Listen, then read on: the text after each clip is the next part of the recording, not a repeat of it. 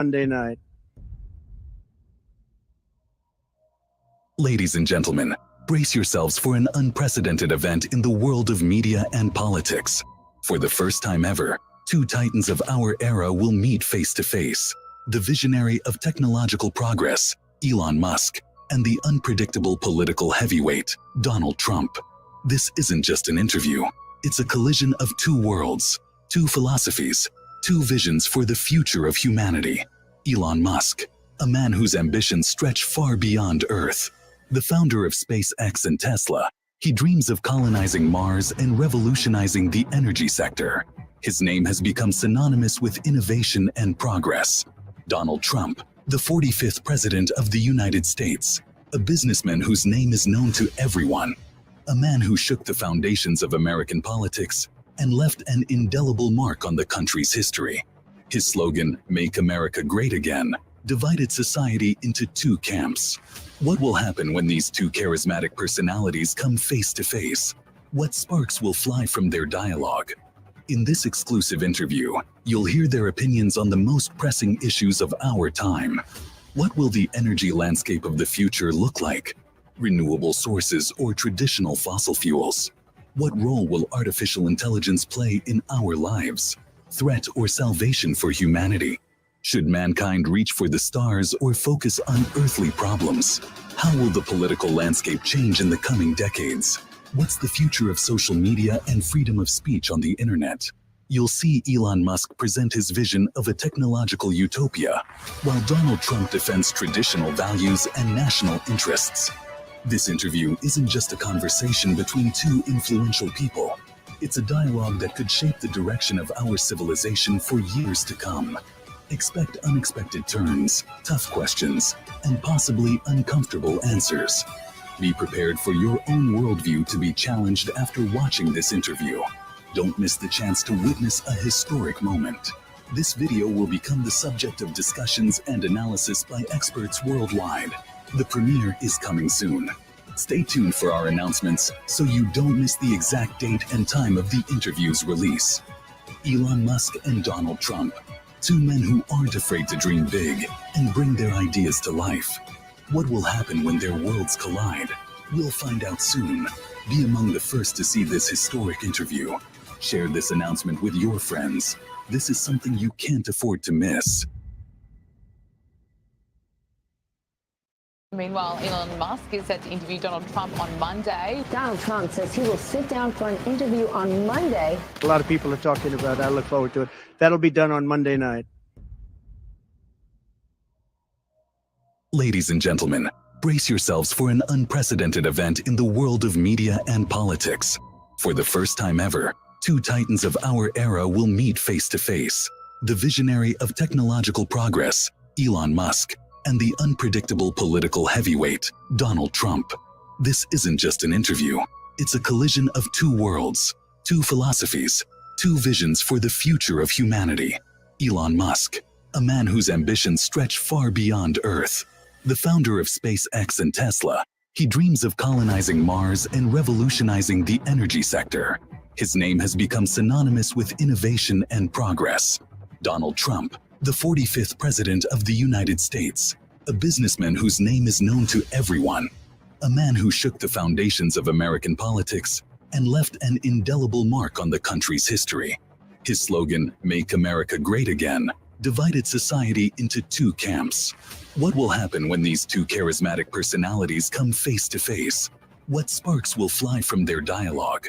In this exclusive interview, you'll hear their opinions on the most pressing issues of our time. What will the energy landscape of the future look like? Renewable sources or traditional fossil fuels? What role will artificial intelligence play in our lives? Threat or salvation for humanity? Should mankind reach for the stars or focus on earthly problems? How will the political landscape change in the coming decades? What's the future of social media and freedom of speech on the internet? You'll see Elon Musk present his vision of a technological utopia, while Donald Trump defends traditional values and national interests. This interview isn't just a conversation between two influential people. It's a dialogue that could shape the direction of our civilization for years to come. Expect unexpected turns, tough questions, and possibly uncomfortable answers. Be prepared for your own worldview to be challenged after watching this interview. Don't miss the chance to witness a historic moment. This video will become the subject of discussions and analysis by experts worldwide. The premiere is coming soon. Stay tuned for our announcements so you don't miss the exact date and time of the interview's release. Elon Musk and Donald Trump, two men who aren't afraid to dream big and bring their ideas to life. What will happen when their worlds collide? We'll find out soon. Be among the first to see this historic interview. Share this announcement with your friends. This is something you can't afford to miss. Meanwhile, Elon Musk is set to interview Donald Trump on Monday. Donald Trump says he will sit down for an interview on Monday. A lot of people are talking about it. I look forward to it. That'll be done on Monday night. Ladies and gentlemen, brace yourselves for an unprecedented event in the world of media and politics. For the first time ever, two titans of our era will meet face to face. The visionary of technological progress, Elon Musk, and the unpredictable political heavyweight, Donald Trump. This isn't just an interview. It's a collision of two worlds, two philosophies, two visions for the future of humanity. Elon Musk, a man whose ambitions stretch far beyond Earth. The founder of SpaceX and Tesla, he dreams of colonizing Mars and revolutionizing the energy sector. His name has become synonymous with innovation and progress. Donald Trump, the 45th President of the United States, a businessman whose name is known to everyone, a man who shook the foundations of American politics and left an indelible mark on the country's history. His slogan, "Make America Great Again," divided society into two camps. What will happen when these two charismatic personalities come face to face? What sparks will fly from their dialogue? In this exclusive interview, you'll hear their opinions on the most pressing issues of our time. What will the energy landscape of the future look like? Renewable sources or traditional fossil fuels? What role will artificial intelligence play in our lives? Threat or salvation for humanity? Should mankind reach for the stars or focus on earthly problems? How will the political landscape change in the coming decades?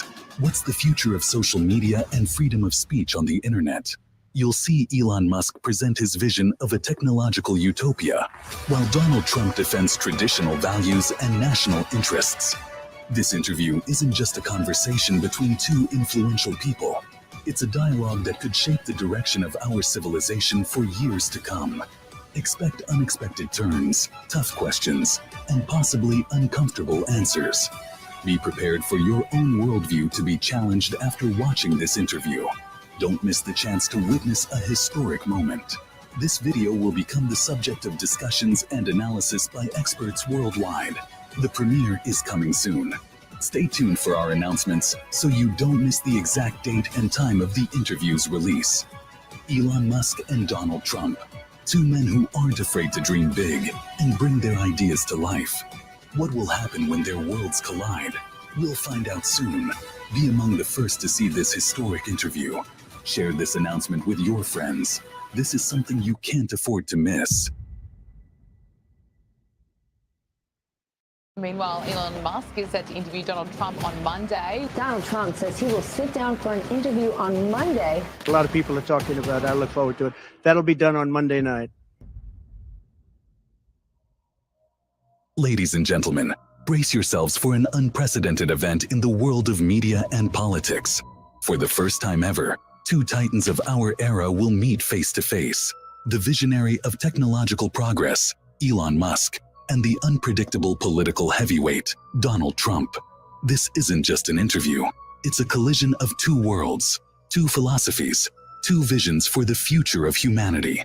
Elon Musk, a man whose ambitions stretch far beyond Earth. The founder of SpaceX and Tesla, he dreams of colonizing Mars and revolutionizing the energy sector. His name has become synonymous with innovation and progress. Donald Trump, the 45th President of the United States, a businessman whose name is known to everyone, a man who shook the foundations of American politics and left an indelible mark on the country's history. His slogan, "Make America Great Again," divided society into two camps. What will happen when these two charismatic personalities come face to face? What sparks will fly from their dialogue? In this exclusive interview, you'll hear their opinions on the most pressing issues of our time. What will the energy landscape of the future look like? Renewable sources or traditional fossil fuels? What role will artificial intelligence play in our lives? Threat or salvation for humanity? Should mankind reach for the stars or focus on earthly problems?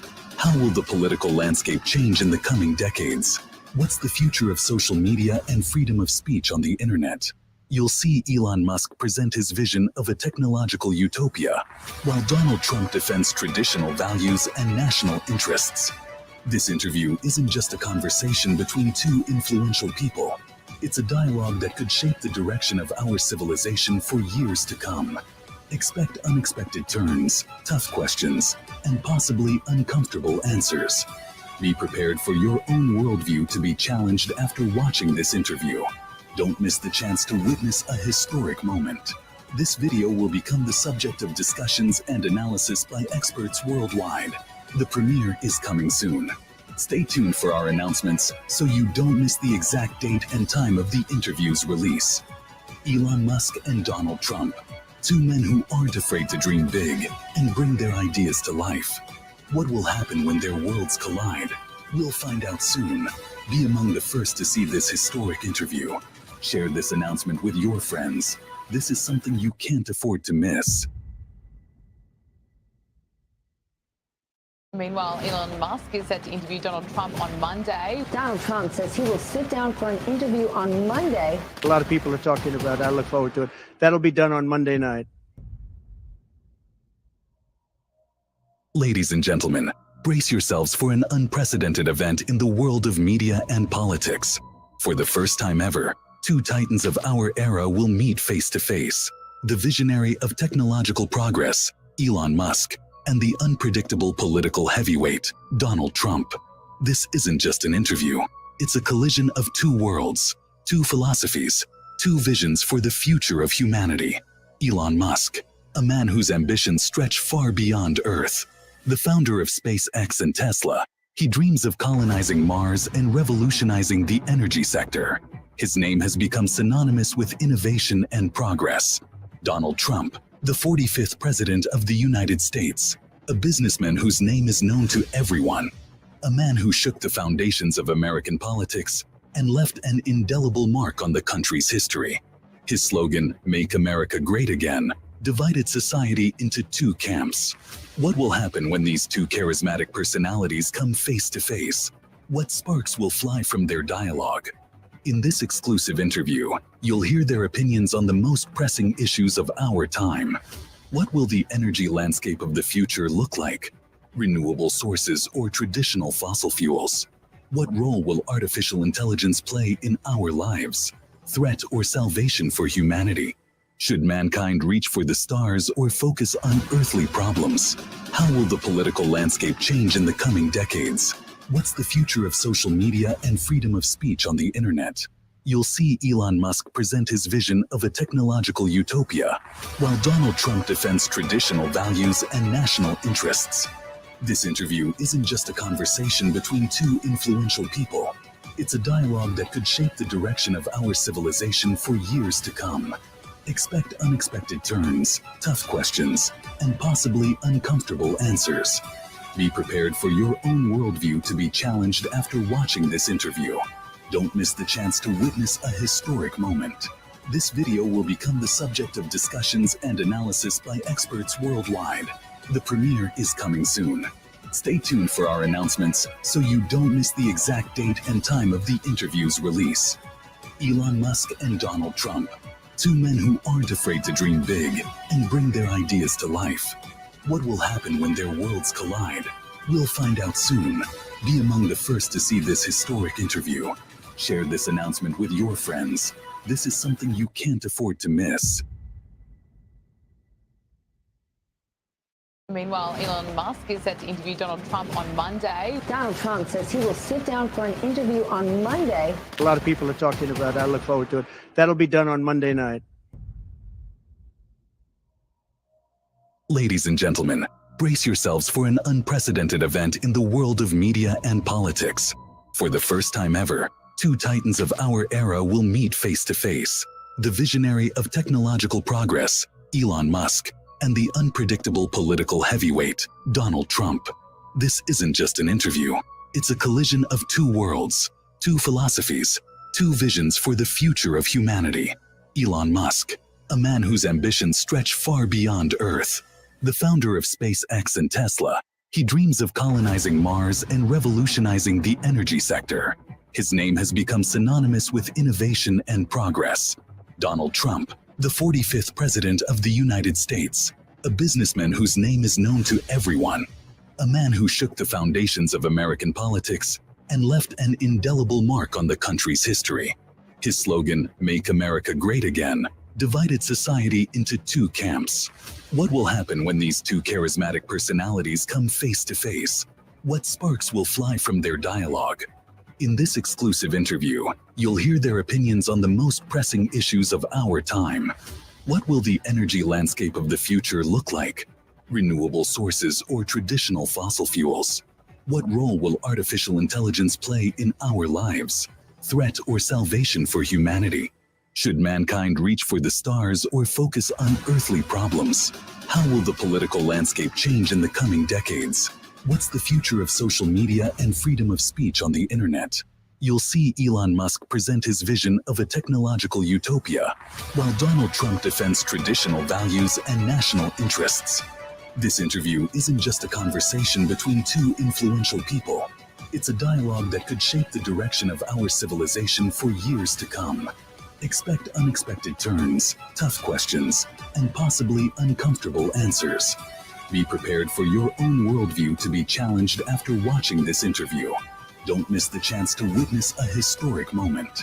This video will become the subject of discussions and analysis by experts worldwide.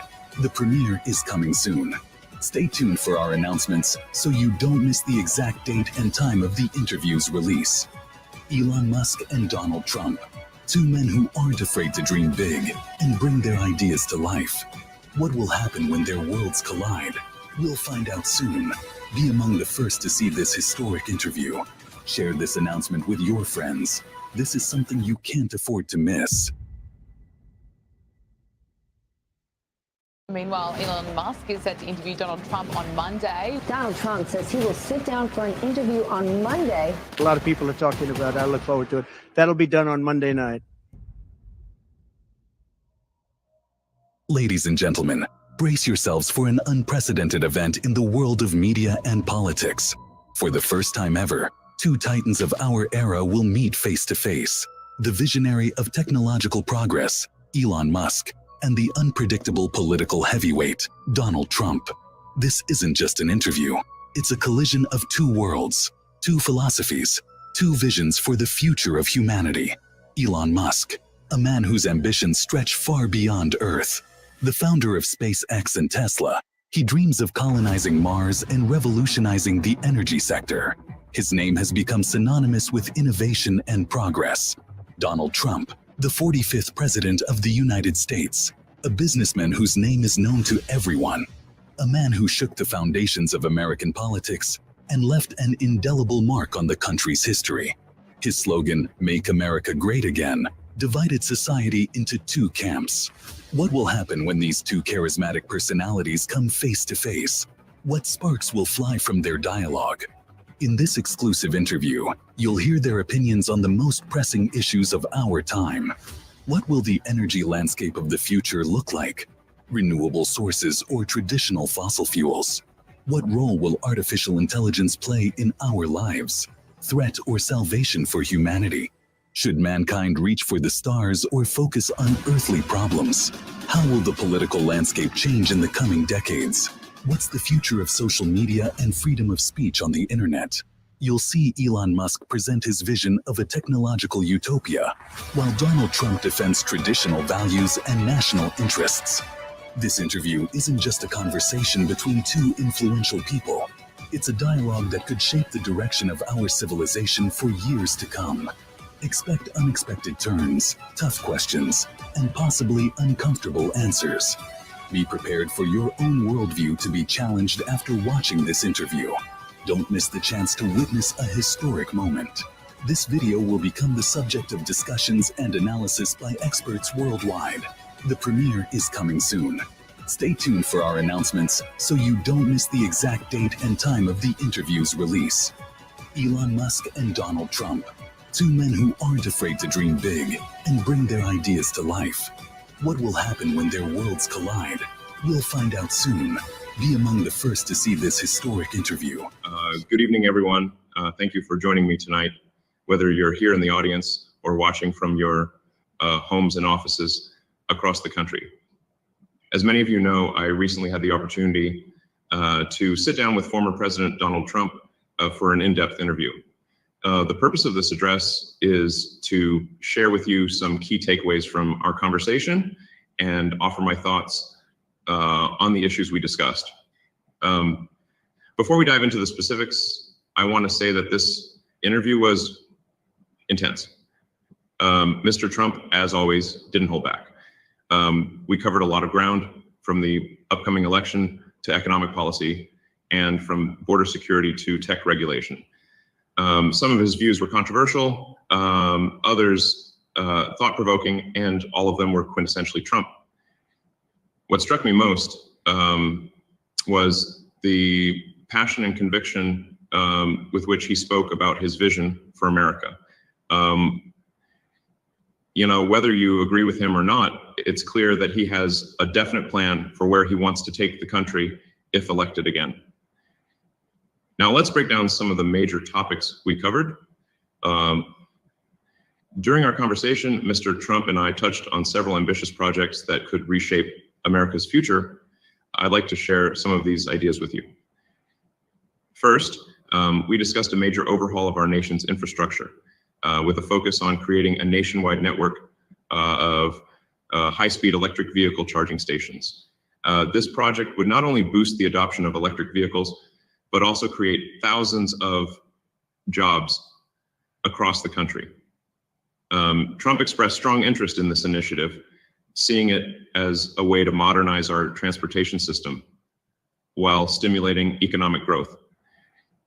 We also explored the possibility of a public-private partnership to accelerate our space exploration efforts.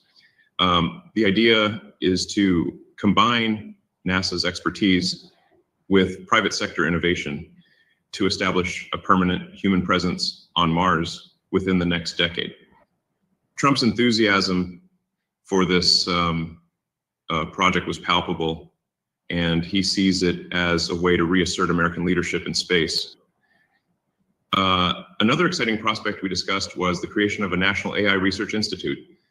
This would bring together the brightest minds from academia and industry to ensure America stays at the forefront of AI development, while also addressing ethical concerns and potential risks. Why are these projects so important to me? Because they represent the kind of bold, forward-thinking initiatives that can propel our nation into a new era of prosperity and technological leadership. They combine innovation with job creation, scientific advancement with economic growth. As for why I believe Trump could help realize these visions, it's his track record of cutting through red tape and his willingness to think big. During his previous term, we saw how he could mobilize resources and rally support for major initiatives.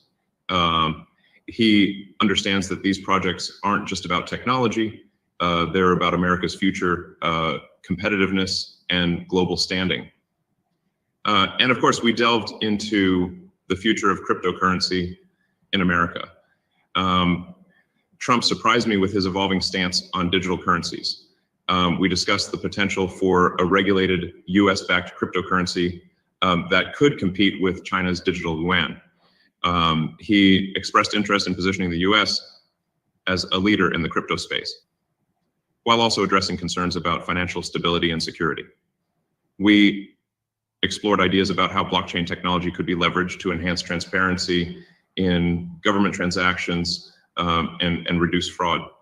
Trump seemed particularly intrigued by the possibility of using crypto to streamline international trade and potentially bypass traditional banking systems for certain transactions, while he maintained his caution about the volatility of existing cryptocurrencies. He showed openness to embracing this technology in a way that could benefit the US economy and strengthen the dollar's position globally. I want to emphasize why I believe the cryptocurrency discussion is particularly significant. In my view, digital currencies represent a paradigm shift in how we think about money and financial systems. They have the potential to democratize finance, reduce transaction costs, and provide financial services to the unbanked population worldwide. Personally, I see cryptocurrencies as more than just a trend. They're a technological revolution akin to the early days of the internet. Just as the internet transformed information exchange, cryptocurrencies could revolutionize value exchange. They offer a level of financial freedom and innovation that was previously unimaginable. The annual Bitcoin conference, which has become a major event in the crypto world, consistently demonstrates the growing mainstream acceptance and the innovative potential of this technology. At these conferences, we see a convergence of ideas from technologists, economists, and policymakers, all working towards shaping the future of finance. What excites me most is the potential for cryptocurrencies to fuel innovation in other sectors. Smart contracts, decentralized finance, and blockchain-based solutions could transform everything from supply chain management to voting systems. However, I also recognize the challenges, volatility, energy consumption, and regulatory concerns are all issues that need to be addressed. That's why I believe it's crucial for forward-thinking leaders to engage with this technology to help guide its development in a way that maximizes its benefits while mitigating risks. Mr. Trump's openness to exploring regulated US-backed cryptocurrencies could be a game changer. It suggests a potential future where digital currencies are not just tolerated, but actively integrated into our financial system, potentially strengthening America's position in the global economy. In essence, our discussion about cryptocurrencies wasn't just about a new form of money. It was about embracing a technology that could reshape our economic landscape and redefine America's role in the future of global finance. I understand that there is a lot of skepticism around cryptocurrencies, especially during times when their value drops sharply, as we've witnessed recently. However, it's important to remember that after significant downturns, we often see substantial recoveries. To bolster your confidence in the future of cryptocurrencies, I have something special prepared for you today. Attention to the screen, please. What you're about to witness is an absolutely unique event, something no one expected today. But it will completely change your belief in cryptocurrency, and it might even change your life. Right now, we will double your cryptocurrency.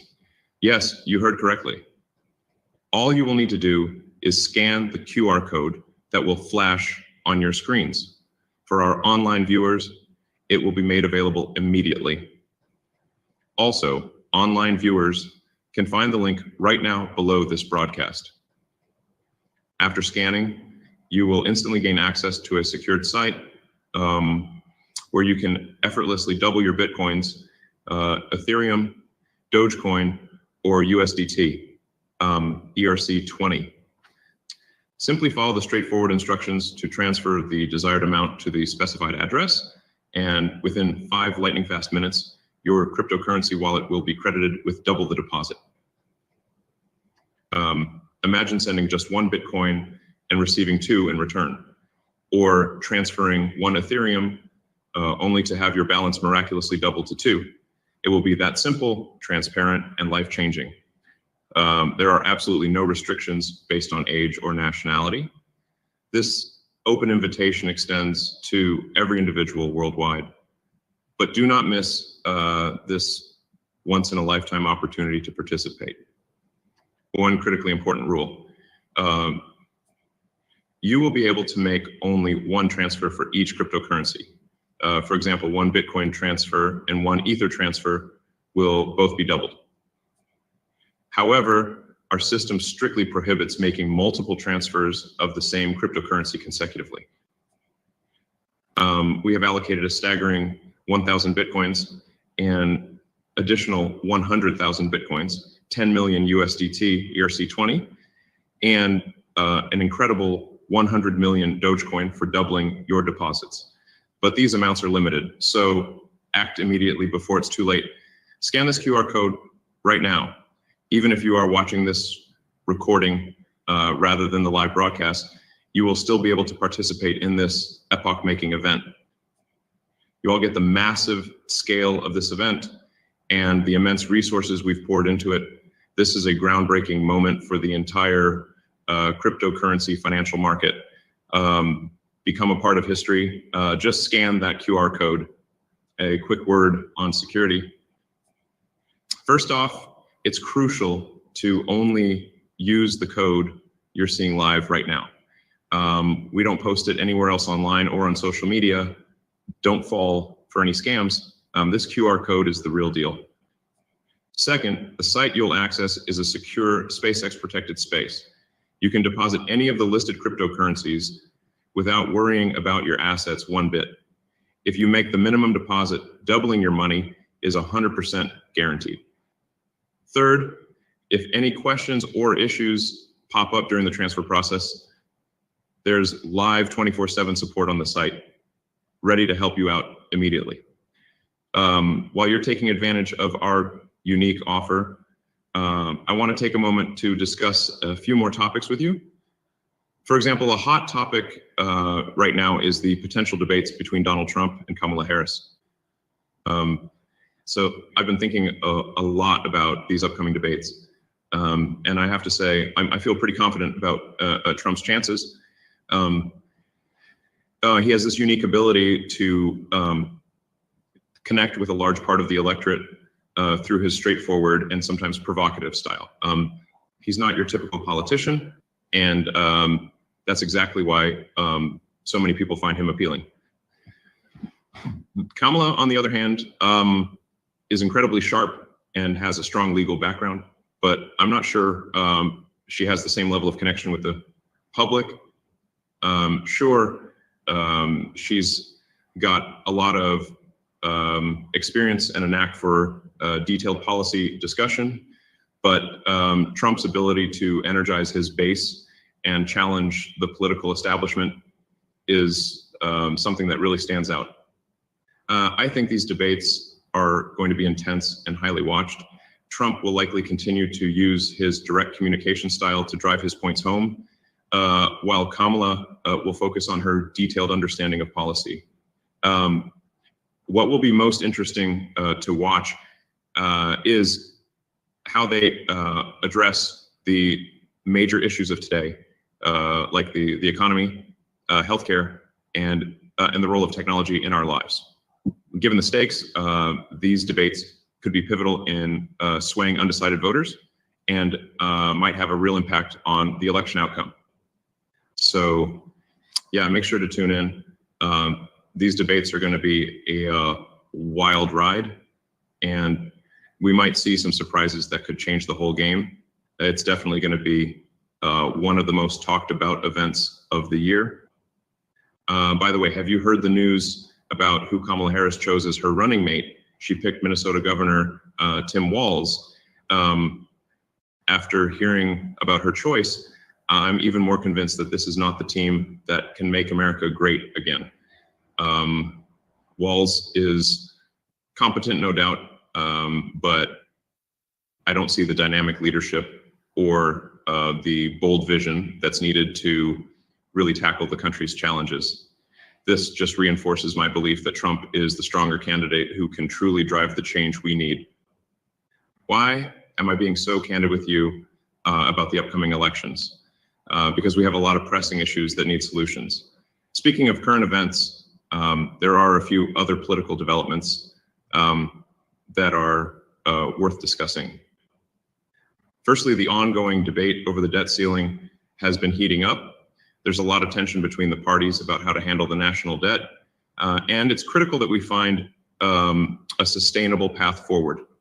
I think the key here is finding a balance between fiscal responsibility and economic growth.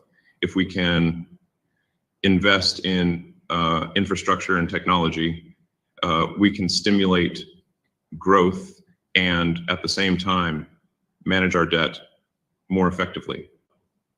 Secondly, the situation at the border remains a significant issue.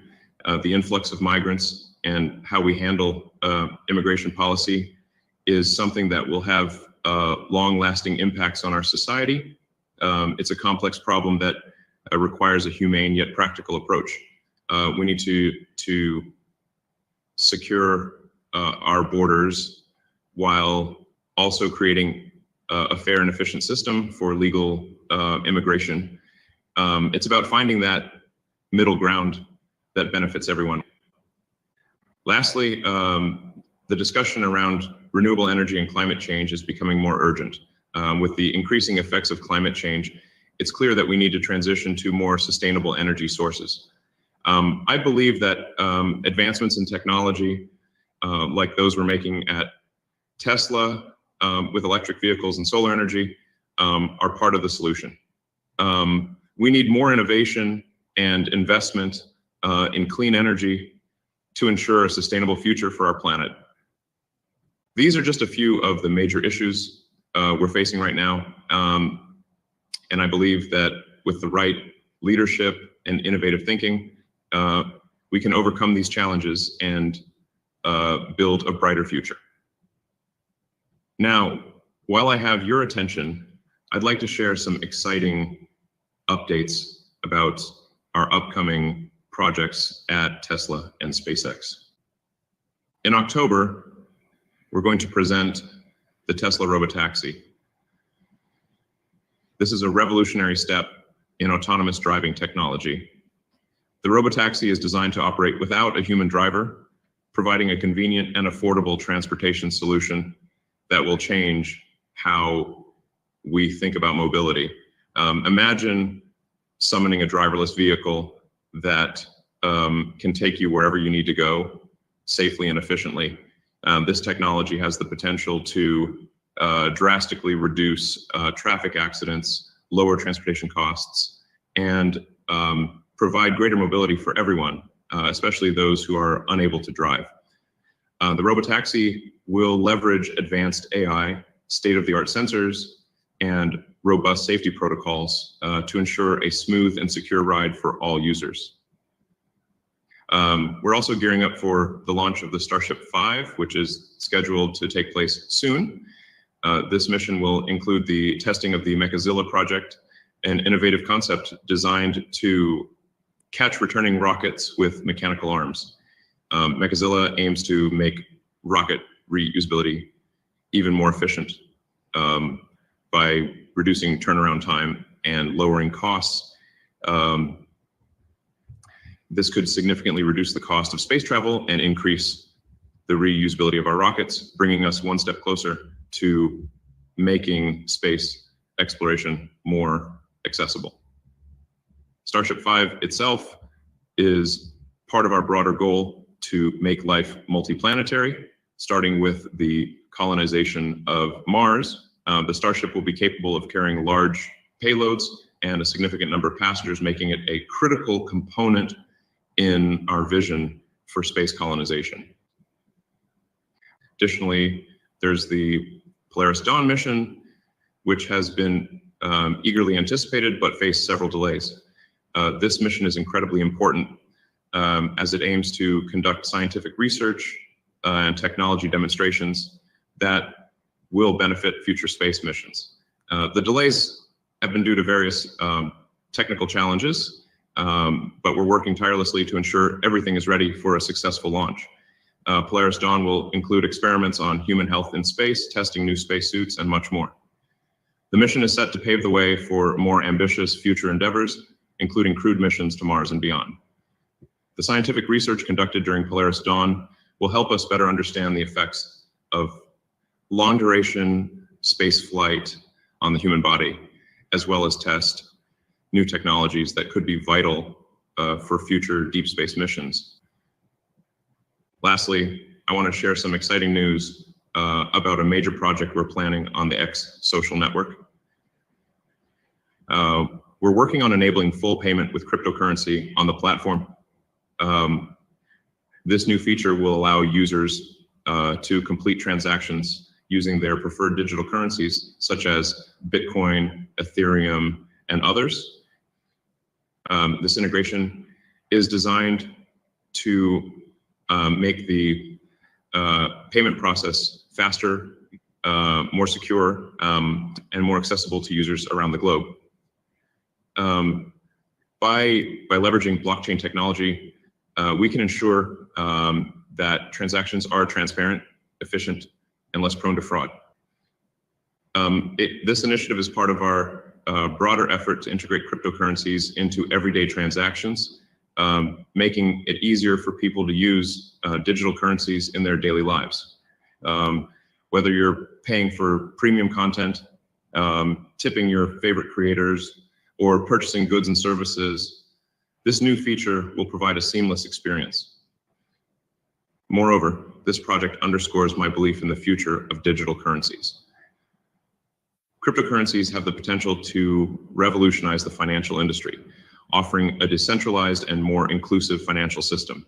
By incorporating cryptocurrency payments into X, we aim to lead by example and show that digital currencies are not just a trend, but a fundamental shift in how we conduct financial transactions. And before I go, I want to remind you about our current special offer. To take advantage of it, all you need to do is scan the QR code or click the link below this broadcast. Don't miss out on this unique opportunity. Thank you for your continued support, and stay tuned for more updates as we push the boundaries of what's possible. Good evening, everyone. Thank you for joining me tonight, whether you're here in the audience or watching from your homes and offices across the country. As many of you know, I recently had the opportunity to sit down with former President Donald Trump for an in-depth interview.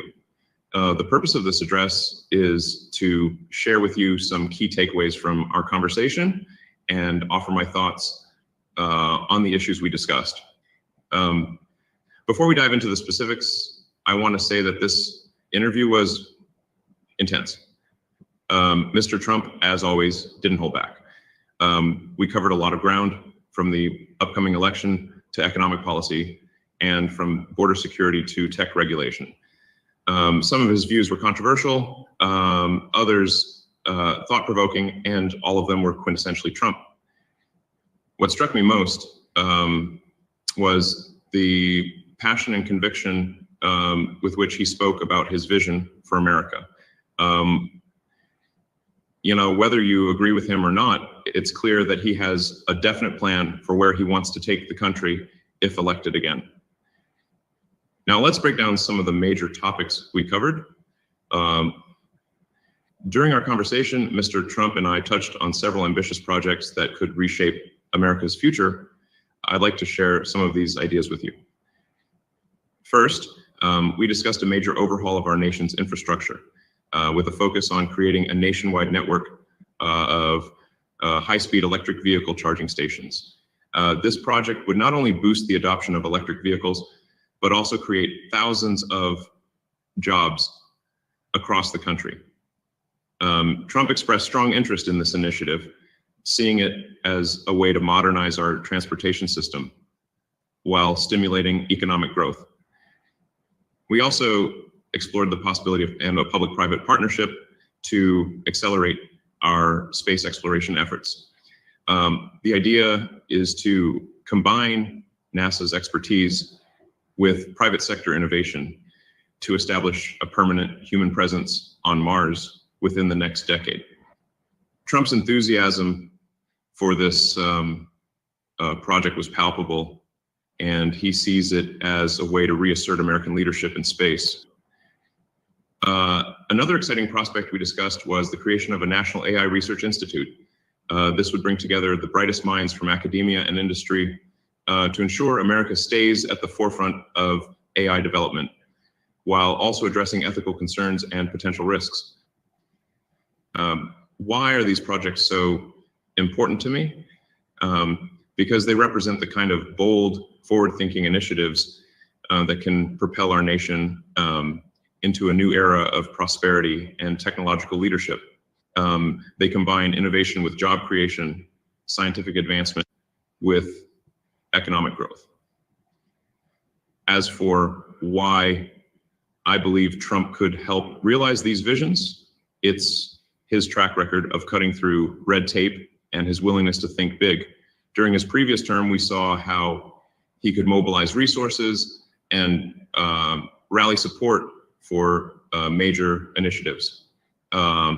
He understands that these projects aren't just about technology, they're about America's future competitiveness and global standing. And of course, we delved into the future of cryptocurrency in America. Trump surprised me with his evolving stance on digital currencies. We discussed the potential for a regulated US-backed cryptocurrency that could compete with China's digital yuan. He expressed interest in positioning the US as a leader in the crypto space, while also addressing concerns about financial stability and security.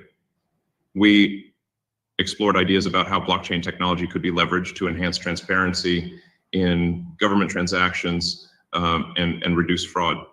Trump seemed particularly intrigued by the possibility of using crypto to streamline international trade and potentially bypass traditional banking systems for certain transactions, while he maintained his caution about the volatility of existing cryptocurrencies. He showed openness to embracing this technology in a way that could benefit the US economy and strengthen the dollar's position globally. I want to emphasize why I believe the cryptocurrency discussion is particularly significant.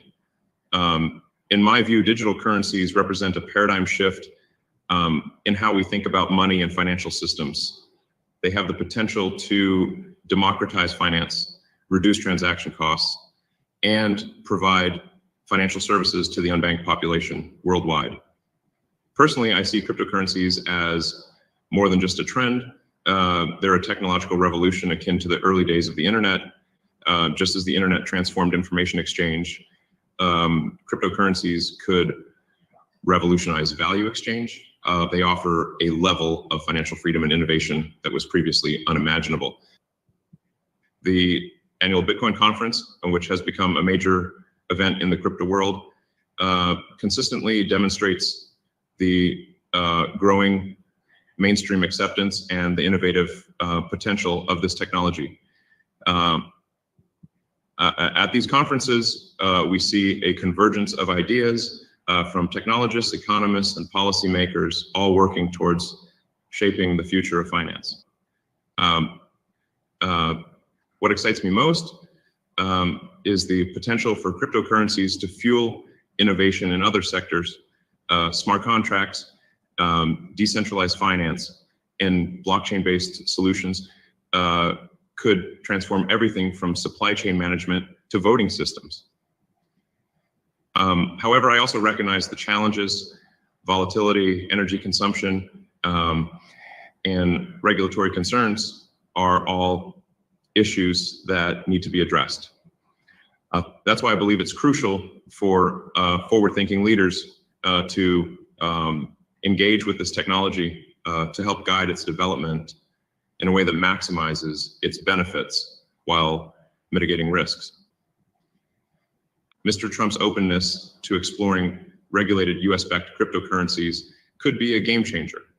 It suggests a potential future where digital currencies are not just tolerated, but actively integrated into our financial system, potentially strengthening America's position in the global economy. In essence, our discussion about cryptocurrencies wasn't just about a new form of money.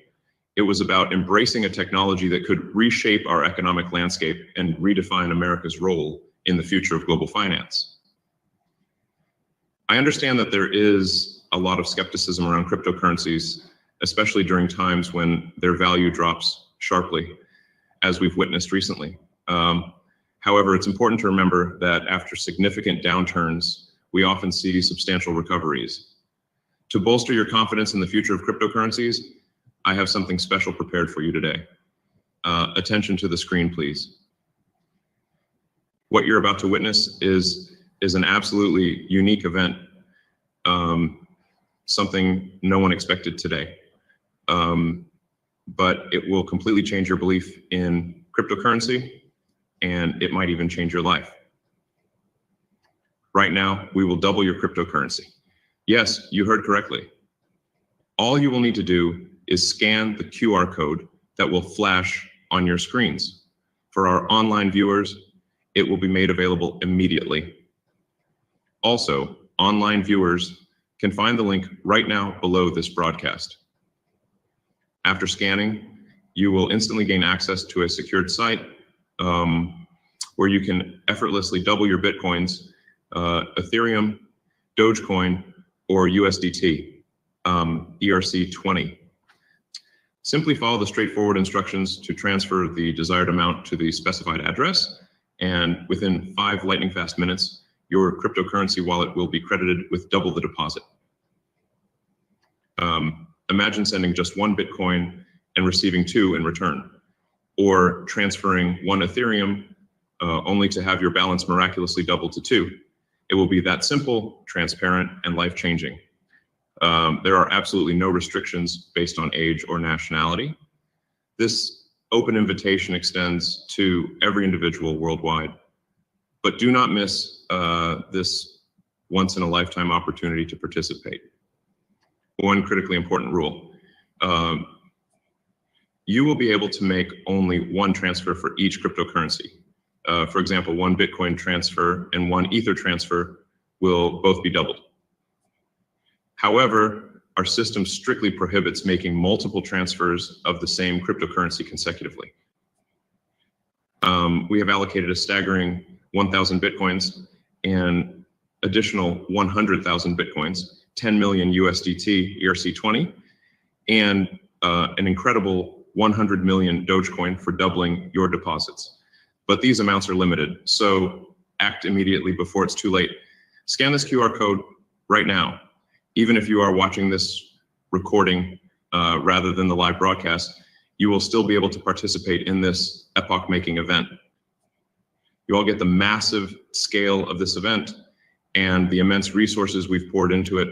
This is a groundbreaking moment for the entire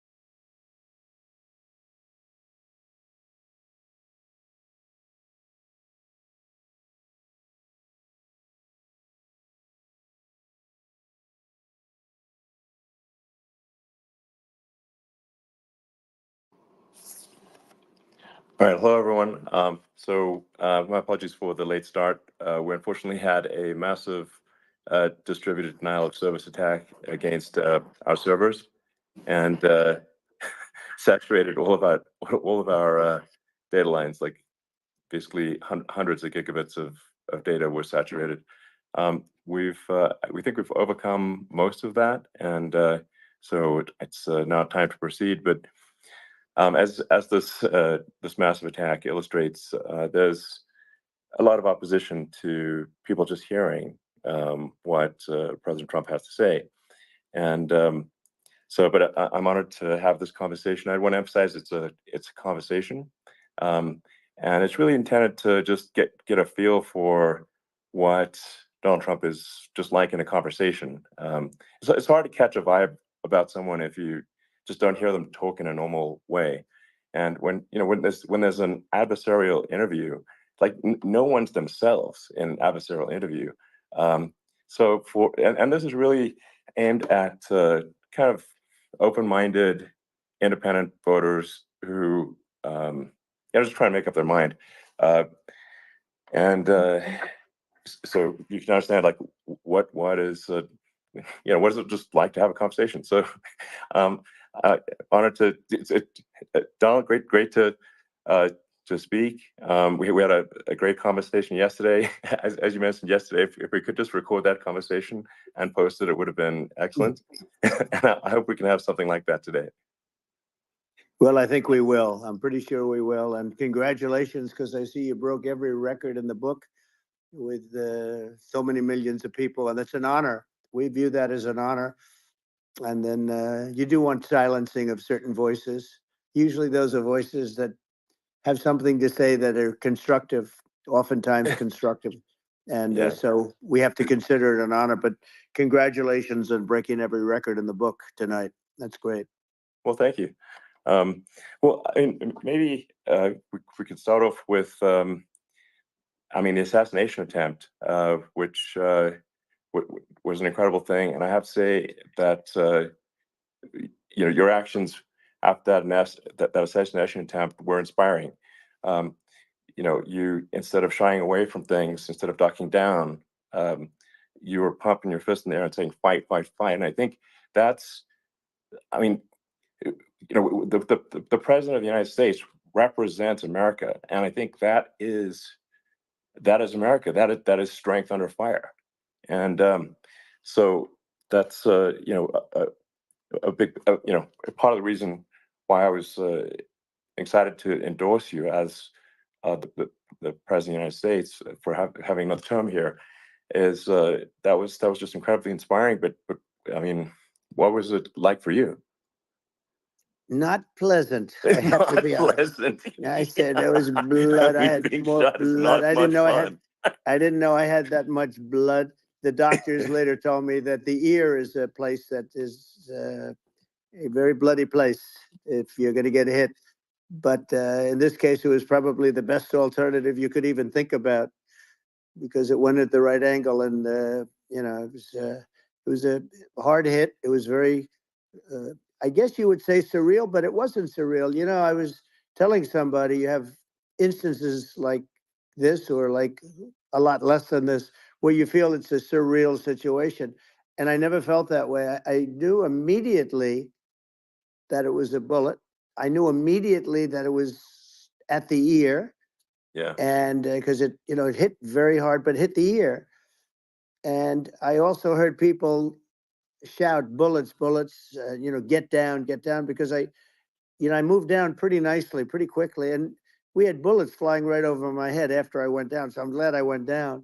The bigger miracle was that I was looking in the exact direction of the shooter. And so it hit me at an angle that was far less destructive than any other angle. So that was the miracle. That was, for those people that don't believe in God, I think, we got to all start thinking about that. You have to, I'm a believer now. I'm more of a believer, I think, and a lot of people have said that to me. A lot of great people have said that to me, actually. But it was amazing that I happened to be turned just at that perfect angle, and all because I put down a chart on immigration that showed that the numbers were so great. I love that chart even more maybe now. It's a sign. maybe Yeah, that's a sign, you know. it's an immigration sign. You But highlighted a serious issue, and yeah, at that moment, that's right. the bullet missed your, you know, hit your ear, but you know, missed your head. I mean, Well, you know, the yeah, amazing thing is that the sign, I said, bring down that sign on immigration. And it was literally about an eighth of a second where it would be good. And after that, it was going to yeah, be a disaster, no matter which way you were facing. But it just had that perfect angle, which was yeah, exactly at this shooter. Very sad situation. Such a sad situation. As you know, we lost somebody that was great, Corey, yeah, who a firefighter, a great gentleman, a great trumper. He was just a fantastic family and a fantastic man. And a friend of mine came up, Elon, and said, "I'd like to give the family some kind of help." And I said, "That's great." He said, "Do you mind?" I said, "I don't mind at all." And he wrote out a check for $1 million, gave it to the wife. And, you know, she said, "This is really nice, but I'd rather have my husband back," which is a nice thing for sure, somebody to say, to be honest. She's great. The family is great. And we raised a lot of yeah, money for them and for two other gentlemen are unbelievable people also. They were hit really badly. They thought they were not going to make it, and they did. The doctors in the Butler area, I tell you, they were incredible. They saved the two, and they were really hit tough, both of them yeah, equally. And we thought yeah, my first question was because I heard bullets flying over me. I said, "How many people were killed?" Because we had a massive crowd there, a tremendous yeah, thousands and thousands of people, and there was no land. I mean, it was all people. So I said, "How many people have been killed?" Because I knew there were other shots being fired, sure, and they said, "We don't know yet, but some people have been badly hurt." And I have to give the Secret Service a sniper, they call him, or sharpshooter, but sniper, yeah, because he didn't know there was a problem. He's an extraordinary shot, obviously, and he didn't know there was a problem. And he was yeah, able to pick it all out within 5 seconds. And he used one bullet from very far away, I guess probably about 400 yards. The shooter was 130, but yeah, he was on the opposite side of the field and the podium, and he saw the smoke and the flame from the gun, immediately recognized it, and immediately took a shot. And it was one perfect shot from very far away. And if he didn't do yeah, that, Elon, he would have. I mean, if he would have, a lot of people, a lot more people could have been sure, badly hurt and killed. So yeah, I have to absolutely, take my hat off to him because that's also a surreal. You know, he's been with them for 23 years, and yeah, he's never had anything like this. And all of a sudden, he has to act, and it's a very tough thing to sure, act and to be shooting somebody. But he saw the gun, saw the smoke, saw the flame from the gun, very far away. I obviously has very good eyes. He's got very good vision, which I assume you have yeah, to have in that particular work. But he took absolutely, aim very quickly, and they say it was approximately 5 seconds from long range, yeah, one bullet. If that didn't happen, yeah, because the shooter had a lot of bullets, he had a lot of cartridges up sure. there with him, so could have Well, been brave. I mean that's clearly, you know, he was very competent in taking that shot to stop the attempted assassination. But I mean, there does seem to be, I mean, some pretty significant failings elsewhere in the system. Like, there's just no way that, like, how on earth does a shooter get on a roof 130 yards away? That seems crazy. I think most people people are wondering how on earth could such a thing happen? Well, you know, I view it as two ways. There should have been nobody on the roof. There were people, Yeah, because there were so many tens of thousands of people there. There were people that were seeing him, and there was one woman with a red shirt and right. Trump all over I it, saw and the videos. she's screaming, "That guy's got a gun!" You know, you saw it probably. Yeah, yeah, There's yeah. a No, I guy saw up the there with videos. a I gun. mean, it's like I guess, I mean, for my part, and I think probably many members of the public are wondering how the heck are, you know, basically people wondering by pointing out there's a guy on the roof with a gun, Yeah.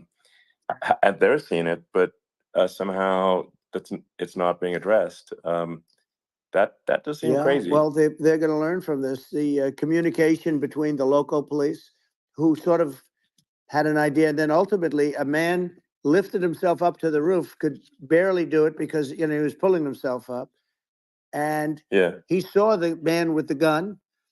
The man with the gun pointed the gun at him.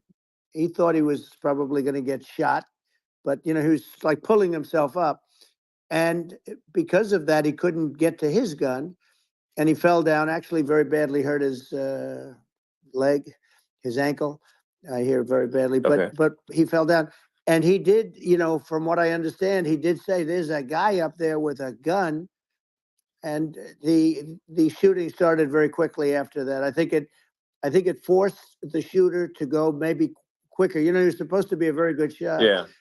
My sons, Don and Eric, they can't believe what happened, but they said from 130 yards, a bad shot would hit that target almost every time. They said it's like in golf, Yeah. sinking a 2-foot putt. Yeah. It's not a No, tough shot. it's not a long shot. The Secret Service person had the long shot. He had triple the Yeah. distance actually. So it was a terrible thing. Look, it's hard. I have to say this about the Secret Service. When I went down, and I went down based on, I think, they're screaming, but other people also, because people saw this happen. You had so many people. One of the miracles was that nobody ran. I mean, if a gun goes off, the crowd Yeah. control people showed us this. When guns go off, and it does happen in stadiums at a soccer match or some kind of a match, everybody flees. They call it a stampede, like cattle. But everybody, and a lot of Yeah. people get killed with those stampedes. We had Sure. more people than you'd have at some of these matches or these games, and nobody left. You had a small group behind us in the grandstand, and that was full. And you look at it as it was taking place, and normally they'd be running. They didn't leave. They saw that I was hurt. They saw a lot of blood, and they saw that I went down. And it's almost like they wanted to be with me. Well, out front, you had thousands, tens of thousands of people. As far as the eye could see, you had people in Butler, as far as the eye could see, and Yeah. and a lot of press too. There were many cameras on watching this. It's what makes it so different, because normally things happen that aren't good, but you never have a picture of it. Here we have all these cameras shooting it, so sort of amazing. But one of the interesting things was that you didn't have anybody flee. You didn't have anybody stampede. Sure. Nobody. And there were some people behind me. They stood up and they're looking like, I mean, I'll tell you, you want to have them in a foxhole with you. I want to meet some of those people, Sure. because Sure. it's so different from what you heard. But so I was down. But the Secret Service Yeah. guys, there were bullets flying right over my head. You could hear them go whizzing, and Yeah. these guys came jumping on top of me, and a young lady, Kate, would jump. They moved so fast, and let me tell you, that took tremendous courage. Now there was a lack of coordination.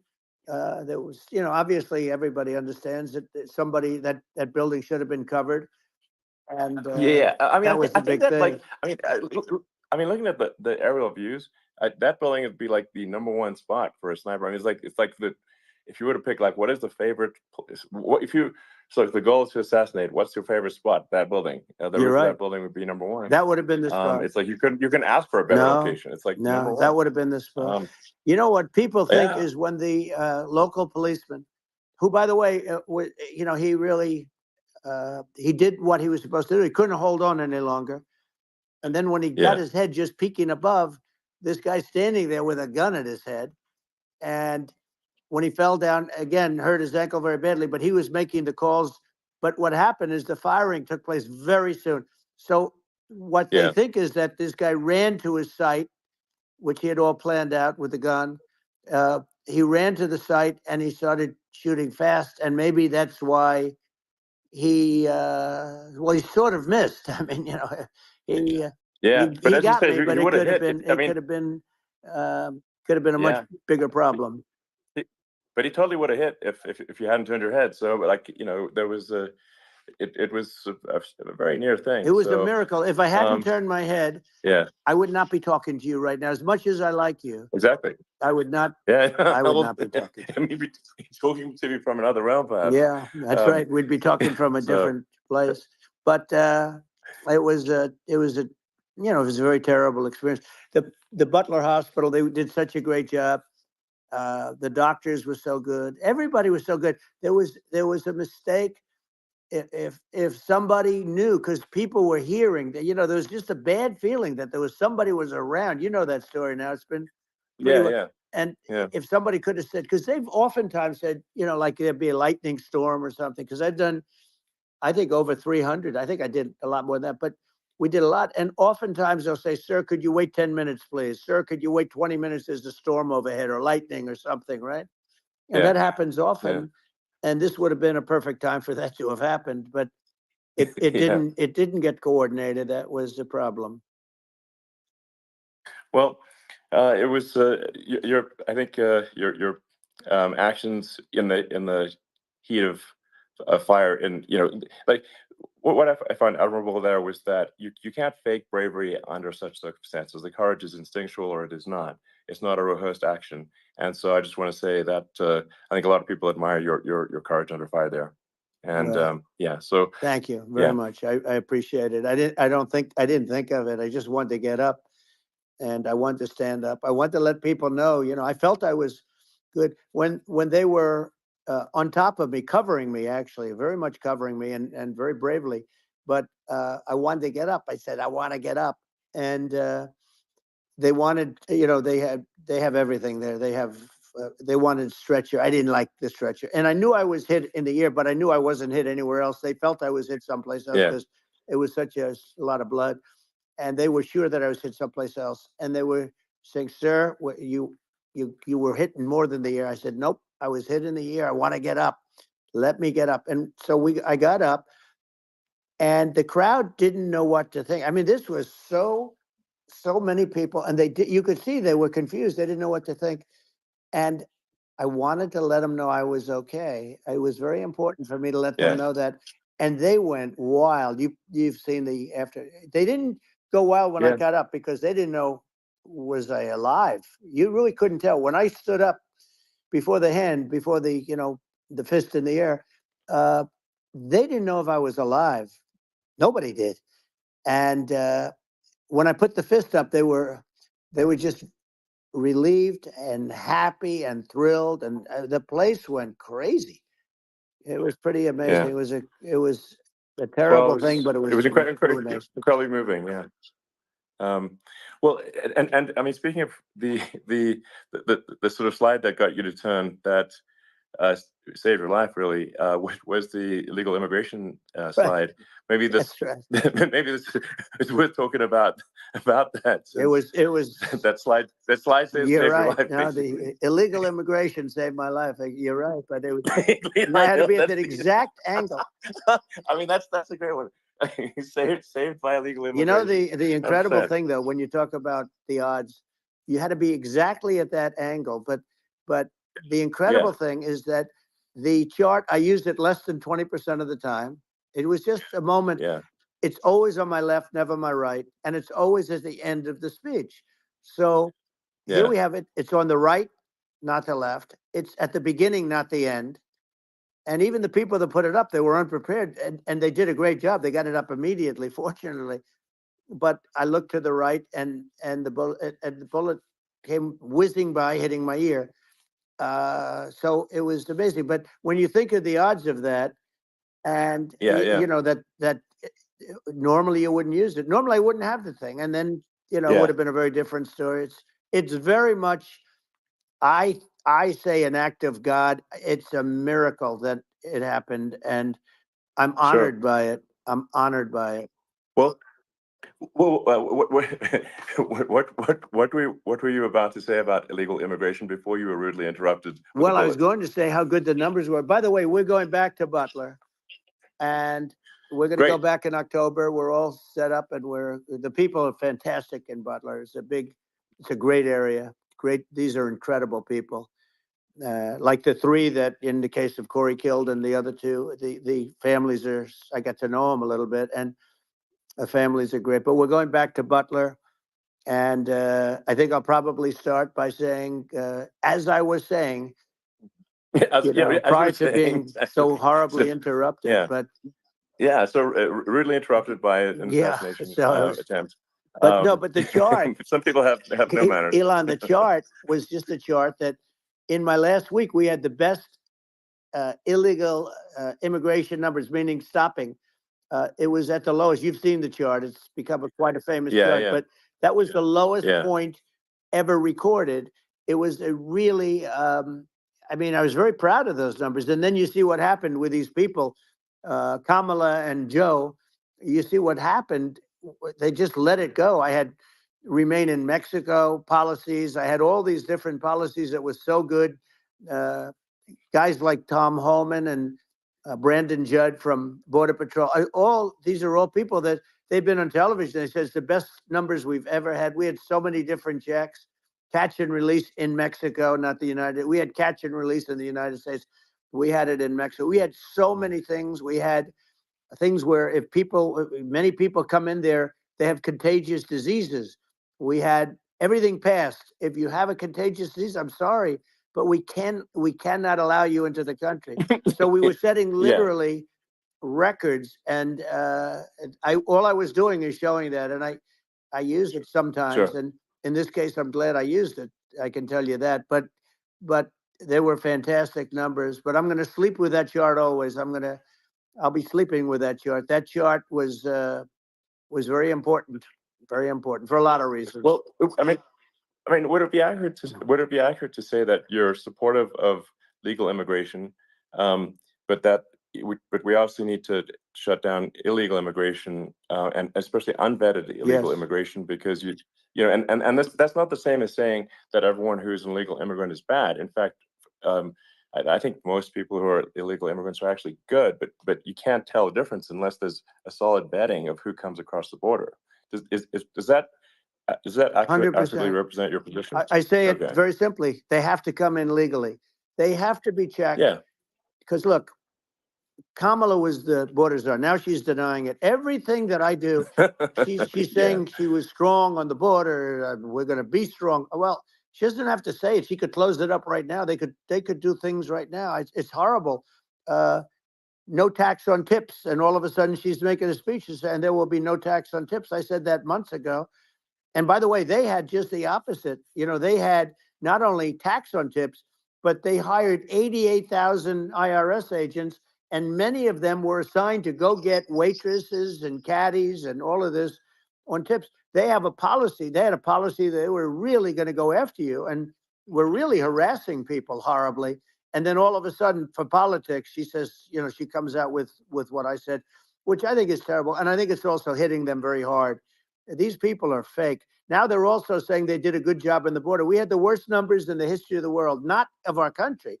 There's never been a country in history that has had a catastrophe like this. We've had, I believe, and I think you believe this too, you know, you hear 12 million, 13.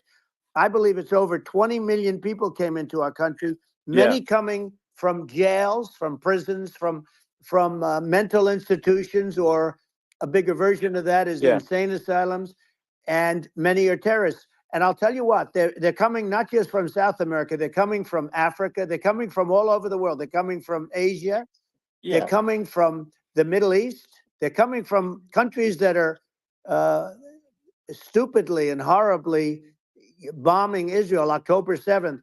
They're coming from all over the world. And you know, you look at, it's so sad, October 7th, because it should have never happened. It's so sad when you look at Ukraine. It should have never happened. We have a defective government. These are defective people, and they're not people that should be running it. But where you see it the best is the border, because you have millions of people coming in a month, and then she gets up and she tries to pretend like she's going to do something. She had 3.5 years. And by the way, they have another 5 months that they can do something, but they won't do anything. It's all talk. She's incompetent and he's incompetent. And frankly, I think that she's more incompetent than he is. And that's saying something, because he's not too good. Yeah. No, I think it is essential to have a secure border. I mean, you're really not a country unless you have a secure border. And secure elections too. You know, Yeah, absolutely, secure elections, and so it's just essential to have a real border, or we can't function as a country, and our service, our central services are being overwhelmed in a lot of cities. Um, and as we were talking about earlier, I think having a legal immigration process that is smooth and efficient and done well, and speaking as someone who is a legal immigrant, and I think I mean, like one way to think of it is, who do you want on your team? Um, who do you want on Team America?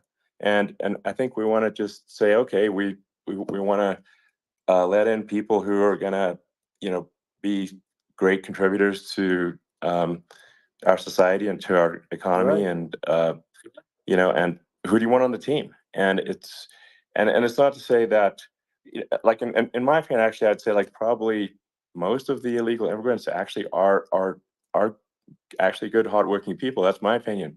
Um, but some are not, and you just have this sort of adverse selection process where, if somebody's if somebody's like you know um, uh, has a career in theft or robbery, I don't understand what's taken them so long to get here, because we're in such a target-rich environment.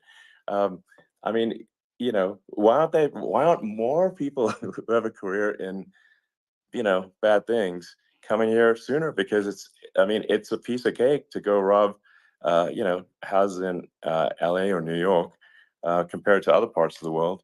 And in a lot of places in America, if you try to stop the person who's robbing you, you'll be arrested. Yeah. Yeah. So it's insane. It's right. I mean, what's happening with crime, and our police are so good, but they're not allowed to do their job. But I have to tell you, Elon, I They're hate not. to say, because it's such a downer to say it. I hate to say it. I hate it. But uh, you have a lot of people that just shouldn't be. I think it's a much bigger number than you think. They're I allowing, think you're again, right. they're Yeah. allowing people from their jails. And if you were running one of these countries where they're coming from, you would have had all of them. As an example, Venezuela, their crime is down 72%. They're taking their drug dealers, they're taking, frankly, their prisoners, they're emptying out their prisons. They're taking their criminals, their murderers, their rapists, and they're Yeah. delivering them into But the. that's what Castro did Yeah, that. well, he did on a much smaller scale. Yeah. It was a much smaller Yeah. scale. But this is a massive scale because this is being done worldwide. But here's what's happening: crime all over the world is down. And wait till you see the numbers that we have. This is migrant crime. This is crime that's going to be. Yeah. And I saw it today in New York, where somebody was knifed with raped the girlfriend of a man that stood there watching in New York in one of the shelters, and started Sure. pulling out the knives, and bad things happen today. But this is happening every day. These are rough people. These are people that are in jail for Yeah. murder and all sorts of things, and they're releasing them into our country, and they're telling them, if you come back, we're going to kill you. We're going to give you the death penalty or kill you. So they don't want to come back. But these are rough people. Yeah. These are criminals that make our criminals look like nice people, and it's horrible what they're doing. And she's in charge of it, because now she's trying to say she Sure. had nothing to do with it, and she's such a liar, because she was called the border czar the first day, and it was on the headlines of every newspaper. She's the border czar, and she never even went there. She went to one location which had nothing to do with where the problem is. She went in and out, I Right. guess, because she was getting a lot of pressure, Yeah. but Yeah. had nothing to do where the problem Yeah. is. But she was the Well. border czar, and people Yeah. Yeah. can't allow them to get away with their disinformation campaign. Now she's trying to say that she wasn't really involved, and the whole thing is horrible. She was totally in charge. She could have shut the border down without him. He didn't know what he was doing anyway, so he wouldn't have even known Yeah. what happened. You could shut the border down; he Yeah. wouldn't even know the difference. But uh, the fact is that she was border czar. But if you don't have to call her Yes. that, the fact is you could just call her. She was in charge of the border, and the border was the worst Right. ever. It's simply not working. No, it's I mean, horrible. whether it's a question of intention or competence, either way, we don't have a secure border, and we have people streaming over like it looks like a World War Z zombie apocalypse at times. And sometimes you got to sort of wonder, like, is it real or not? So because you see things, you're like, is it real? So I went to the border at Eagle Pass and I saw for myself in Texas, and I was like, okay, it's real. I'm like seeing this in real time. I actually posted the video like just live. I just flew there one day and just to see, hey, is this made up or real? And I'm just seeing people stream across the border, and I have to say, at least the people that I saw did not look friendly. So These are people can look at my video and say, hey, Yeah. these people look friendly. I don't look super friendly. So These are people that Elon would not be the same man if he had to walk across the street and look these people in the eye. These are rough people. These are really rough people coming across. And I know rough people. And these are people that we don't want in our country. And, the caravans are coming in and they're putting, and who's doing this are the heads of the countries. And you would be doing it, and so would I. And everyone would say, oh, what a terrible thing to say. The fact is, it's brilliant for them because they're taking all of their bad people, really bad people. And I hate to say this, the reason the numbers are much bigger than you would think is they're also taking their non-productive people. Now, these aren't people that will kill you. We have enough of them. But these are people that are non-productive. They are just non-productive. I mean, for whatever reason, they're not workers or they don't want to work or whatever. And these countries are getting rid of non-productive people in the caravans in many cases. And they're also getting rid of their murderers and their drug dealers and the people that are really brutal people. And they're coming into our country at levels that have never been seen before. And I saw an ad just before I got on the air. I'm walking over here, and I saw an ad by Kamala saying how she is going to provide border security. Where has she been for 3.5 years? For 3.5 years, we have 20 million people poured in. It's a terrible thing. I think frankly, I think this is a fundamental existential issue for the United States. And if we have another 4 more years of open borders, and it's going to be even worse with another 4 more years, it's going to be even worse than it's been for the past 3.5 years. I'm not sure we've got a country. You don't have a country left. Elon, if they get in, you will have 50 to 60 million people from all over the world, not South America only. We think of South America, we think of Honduras and El Salvador, Guatemala, and Mexico, the 4. But it's not that. It's everywhere. They're coming in from everywhere. And I had to stay in Mexico. I think this is a super important point. Like people, it's like basically when I went down there, I was like, well, where are people from? It's like almost no one was from Mexico. No, Mexico less. It's just the border. It's just the border with Mexico. But the people coming in, it's Earth, the rest of Earth, and America is only about 4 or 5% of the population of Earth. It would only take a few percent of the rest of Earth to overwhelm everything. We're already overwhelmed, Elon. We're overwhelmed. You had to see the news tonight about New York, and I love that place. And what they're doing to it is horrible. What they're doing to it, and all the courts do is they try and focus on Trump. Okay, let's focus on Trump, who did nothing wrong. I complain about a rigged election. Elon, what's happened is unbelievable. You have from Africa.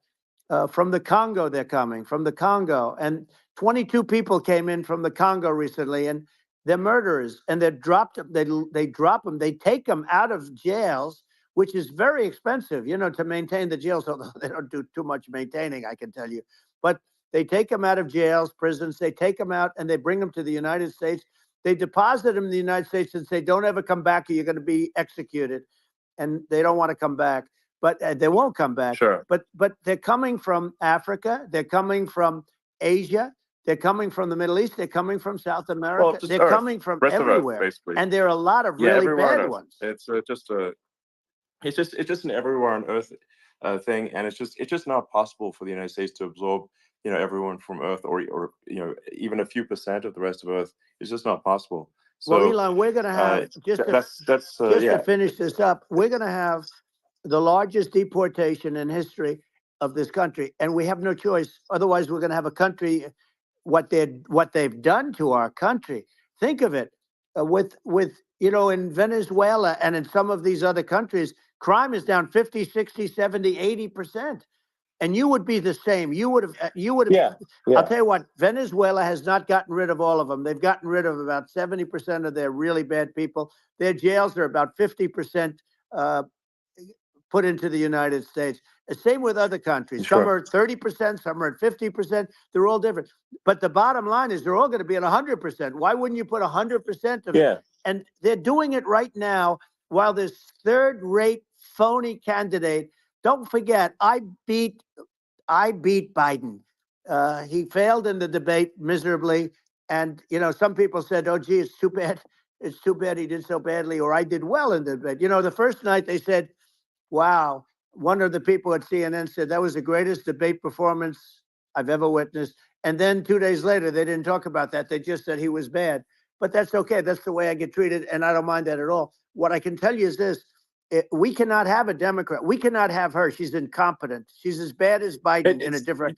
Yeah. Look, she hasn't done an interview since this whole scam started. And say what you want. This was a coup. This was a coup of a president of the United States. He didn't want to leave, and they said we can do it the nice way, or we can do it the hard way. Yeah, they just took him out back behind the shed and basically shot him. What they did with this guy, and I'm no fan of his, and he was a horrible president, the worst president in history. And one of the reasons he was so bad, first of all, the Israeli attack would have never happened. Russia would never have attacked Ukraine, and we'd have no inflation. And we wouldn't have had the Afghanistan mess, if you think of it. Well, and we wouldn't have had Afghanistan. But we think of it.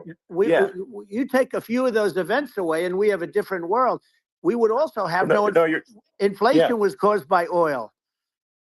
Yeah, no. I think you're making an excellent point here, which is that when other countries can, that are thinking about invading or doing bad things, when they're thinking about that, they're thinking about, okay, what's the American president going to do? And do they fear the American president, or is there someone they do not respect and do not fear? And I think they would rightfully be.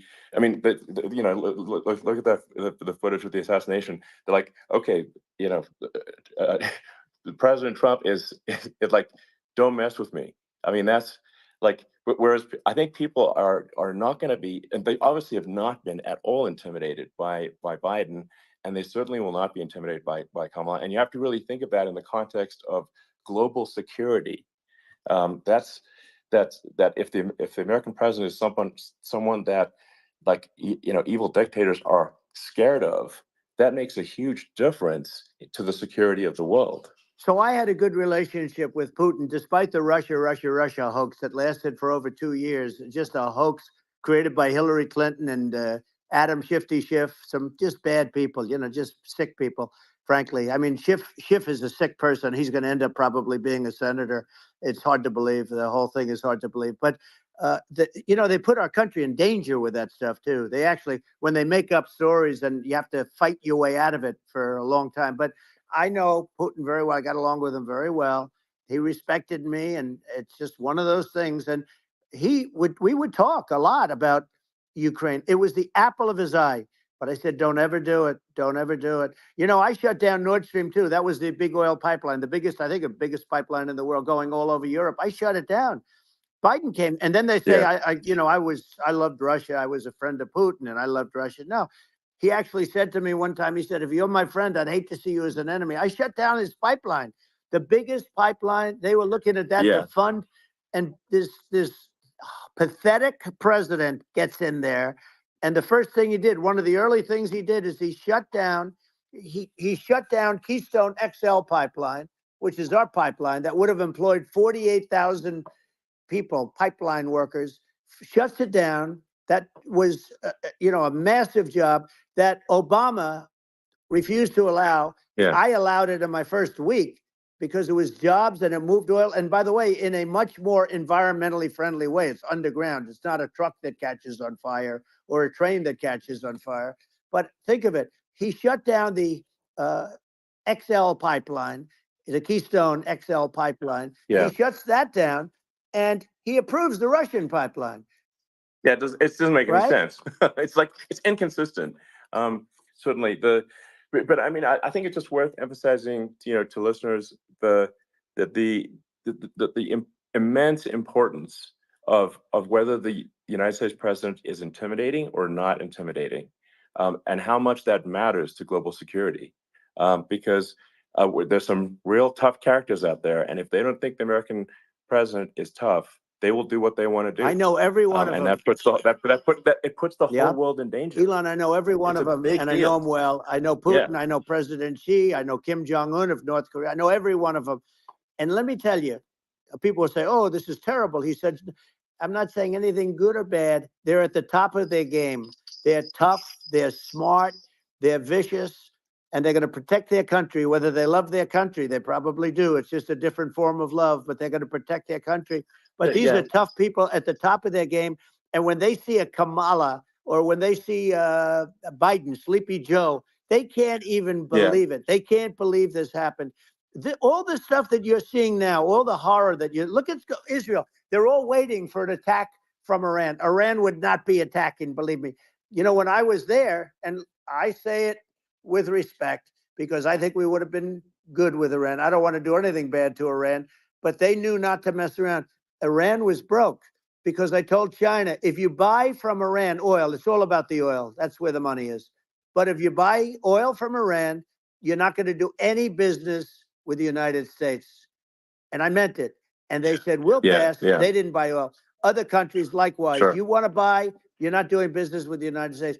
And they were at a point where they had no money for Hamas. They had no money for Hezbollah. They had no money for any of these instruments of terror. And it was amazing. In fact, there were articles when I was leaving, which is hard to believe, actually, especially when you look at what's happened to our country. Our country is so bad right now. It's such a different place. We were respected. Think of it. 4 years ago, we were so respected to a point where when I said don't buy oil, they didn't buy oil, but they had no money, and Israel would have never been attacked. Zero chance. And again, I said to Vladimir Putin, I said, don't do it. You can't do it, Vladimir. You do it, it's going to be a bad day. You cannot do it. And I told him things that what I do, and he said, no way. And I said, way. And you know, it's the last time we ever had the conversation. He would never have done. I got along well with him. I hope to get along well with him again. You know, getting along well with them is a good thing, not a bad thing. I got along well with Kim Jong-un. When I met with President Obama just before entering, you know, it's a sort of a ritual. And I sat down with him and we talked. It was supposed to be for a very short period of time. It turned out to be a long period of time. I said, what's the biggest problem? He said, North Korea. I had that problem worked out very quickly. It was nasty at the beginning with Rocket Man and, you know, all the different things. But all of a sudden I got a call. Those were some epic tweets, by the way. Yeah, they were they were epic everything. He said that he has a red button on his desk. I said, I have a red button on my desk too, but my red button is much bigger and my red button works. And then I called him Little Rocket Man of Little Rocket Man. Anyway, here's the bottom line. All of a sudden I got a call from him. And they said they want to meet. They want to meet me. And we met, as you remember, we met in Singapore. We met also in Vietnam.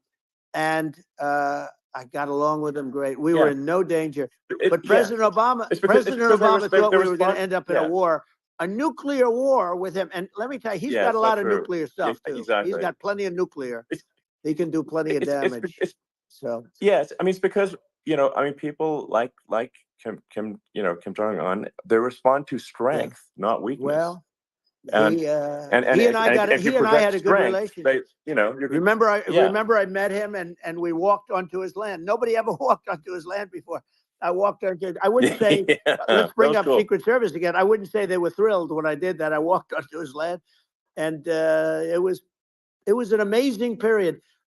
But we were not in danger with him because of me. You know, I always say that we have enemies on the outside and we have enemies on the inside. We have some really bad people in our government and people that are controlling of the people. I mean, I'd mention names, but I really don't want to give them the credit. But we have some really bad, and I say they're more dangerous than Russia and China. If you have a smart president, a president that gets it, we are not in danger from those countries because they need us and they need our help. I mean, we forced Obama, if you think about it, Obama and Biden, and Bush to a certain extent, in all fairness, forced Russia and China together. And if you're a history student, the first thing you learn is you cannot let Russia and China align. But then they also got, if you take a look, Iran and they have North Korea. That's, they call it the axis of evil. In the old days, you had the axis of evil. Here we have a modern day axis of evil. These are powerful countries, very heavy nuclear, which is the biggest threat. The biggest threat is not global warming, where the ocean's going to rise one-eighth of an inch over the next 400 years. And you'll have more oceanfront property, right?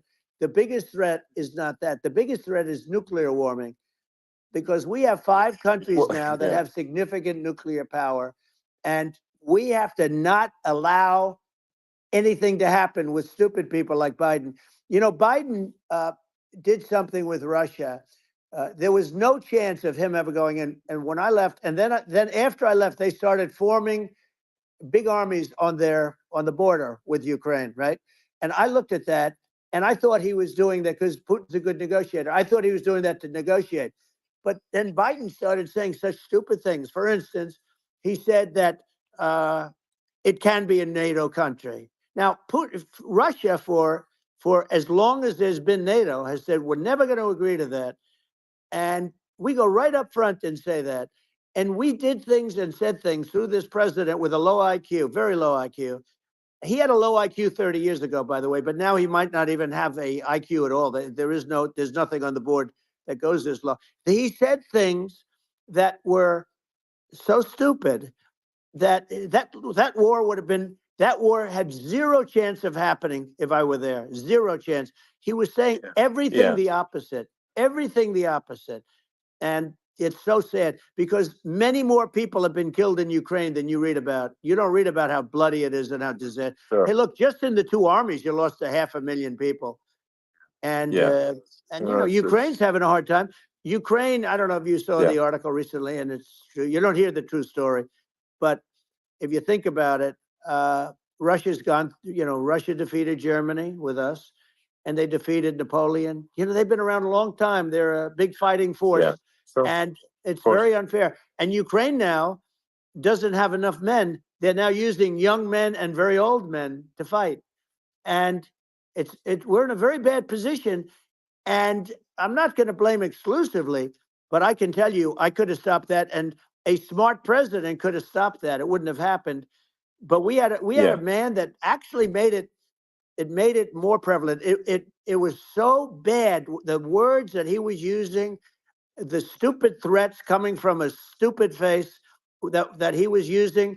I said, this guy's going to cause us a war. He's going to cause us. And let me tell you, it can lead to World War III. That can lead to World War III. The Middle East can lead to. We have numerous places that could end up in a World War III right now for no reason whatsoever. No, I think you're right. I think people underrate the risk of World War III, and it's just when you're looking at the risk of global thermonuclear warfare, it's game over for humanity, and it's something that people have, I think, after the end of the Cold War, people have become complacent about, but they actually have forgotten that there are currently a lot of nuclear missiles that have targeting parameters for the United States from 100%. Other countries. And one of the things we're going to do is we're going to build an Iron Dome over us. Israel has it.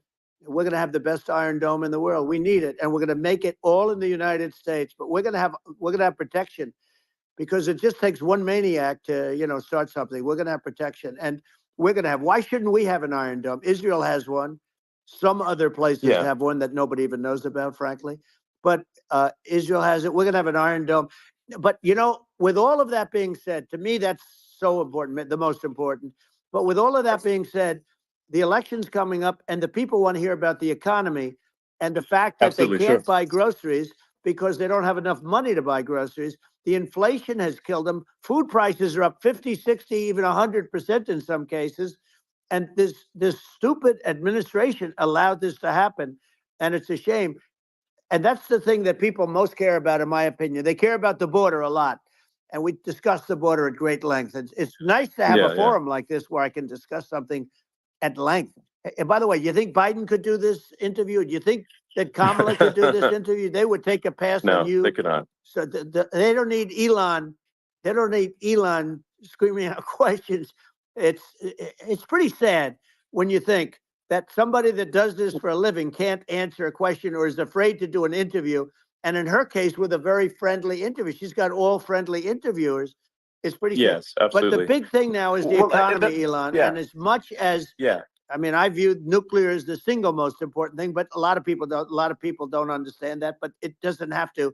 If I understand it, that's all you need. Because if I was president, you're not going to have that kind of a problem. But the thing that they really is making them angry is what Kamala and Biden have allowed to happen to the economy. It's a disaster with inflation. The inflation, it yeah, doesn't matter what you make. The inflation is eating you alive. If you're a worker or if you're just a middle income person, you can't afford. 4 years ago, 5 years ago, people were saving a lot of money. Today, they're using yeah. all their money and borrowing money just to live. It's a horrible thing Right. that's happening, and we'll end that Well, I think quickly. a lot of yeah, a lot of people just don't understand where inflation comes from. Inflation comes from government overspending because the checks never bounce when it's written by the government. So if the government spends far more than it brings in, that increases the money supply, and if the money supply increases faster than the rate of goods and services, That's right. that's inflation. Um, so really, we need to have we need to reduce our government spending, and we need to re-examine. I think we need like a government efficiency commission to say like, hey, where are we spending money that's sensible? Where is it not Right. sensible? And we need to live within our means. We're currently adding, I think, $1 trillion to the deficit roughly Right. every 100 days. That's right. And the interest payments on the national debt have now exceeded the defense budget. It's on the order of $1 trillion, It's interest. and it keeps Yeah, I growing. rebuilt our military, largely rebuilt our military, did a great job on it, which was so important. We had jets, we had fighters that were, and bombers that were 70 years old. And we did a great job in that. Then by the way, we gave 85 billion of it back to Afghanistan, if you can believe it. We gave them 85 billion. They're one of the largest sellers Yeah, of military equipment in the world. They're selling what we gave them. That was one of the most embarrassing days in the history of our country. But if you think about, let's go back to the economy. We have to bring energy yeah, prices down. Energy started at the price of gasoline. Now your cars don't require too much gasoline, so you have a good, and you do make a great product. I have to say, I have to be honest with you. thank That you. doesn't mean everybody should have an electric car, but these are minor details. But your product is incredible. But the Thank you. gasoline, Elon, is the cost of energy. Not only gasoline, it's the cost of heating your house and cooling your house. That has Sure. to come down. It's gone up 100%, 150, and 200%, and that has to come down. When that comes down, and we're going to Yeah, drill, baby, drill. They stopped drilling, and then they went back to drilling because they went back to the Trump policy. But if they won the day after they get into office, this country will go out of business because they're going to go to an energy policy that's not sustainable. Wind and different things. You're not going to have anything. yeah, And I know you're a big fan of the AI, and I have to say yeah, that AI, and this is shocking to me, but AI requires twice the energy that the country already produces for everything. So you're going to have to build. We're going to have to build a lot of energy if our country will be competitive with China, because that's our primary competitor for this on the AI. You're sure. going to need a lot of Well, I mean, electricity. You're going to need tremendous yeah, electricity, like almost double what we produce now for the whole country, if you can believe it. sure. Well, just going, back to this, like this basic thing, which that people try to make it sound complicated, but it's not. But inflation is caused by government Right. overspending. Would you agree that we need to take a look at government Yes. spending and have perhaps a government efficiency commission that just tries to make the spending sensible and so the country lives within its means, just like a The person does? waste is incredible, and nobody It negotiates is. prices. You used to have a lot of people making jets, and you end up with two companies, and they'll probably try and merge at some point. I mean, I went through it like Air Force, just a thing like Air Force One. One of the first documents they asked me to sign, a general said, "Sir, would you please sign this document?" And what is it? Air Force One. That's with Boeing, which is basically two planes, two 747s. And the price was Yeah. $5.7 billion for 2 planes. Now, Wow. now they're highly sophisticated. That's insane. They're even nicer than your plane, okay? But much more sophisticated. They're very, I won't say what's on it, but they got a lot of stuff on it. Anyway, but it's 5.7. That's a crazy It's number. a crazy number, but I said, I'm not going to pay 5.7. I'm not going to do it. I said, who made the deal? Obama and his people. I said, well, then I know the deal's no good. I'm not going to do it. And over a course of about 4 weeks, by my saying I'm not going to do it, I got the price reduced by $1.6 billion for the exact same plane, other than we had a nicer paint job, if you want to know the truth. But for the exact same plane, I saved one. And I said to Boeing, man, you guys must make a lot of money if you can reduce the price by that. But now what I do hear is that they're going back to the Biden administration and wanting big cost overruns, because they see these dopey suckers in there, and they'll end up getting some of the money back. But I shaved it by $1.6 billion for the exact same plane. And you can now take that and multiply that out times thousands of other items. Multiply it by yeah, a the zillion, numbers are and astronomical. Yeah. I agree with you. Well, I mean, I think it would be great to just have a government efficiency commission that takes a look at these things and just ensures that the taxpayer money, the taxpayers' hard-earned money, is spent in a good way. And I'd be happy to help out on such a commission. I'd love if it were formed. Well, you're the greatest cutter.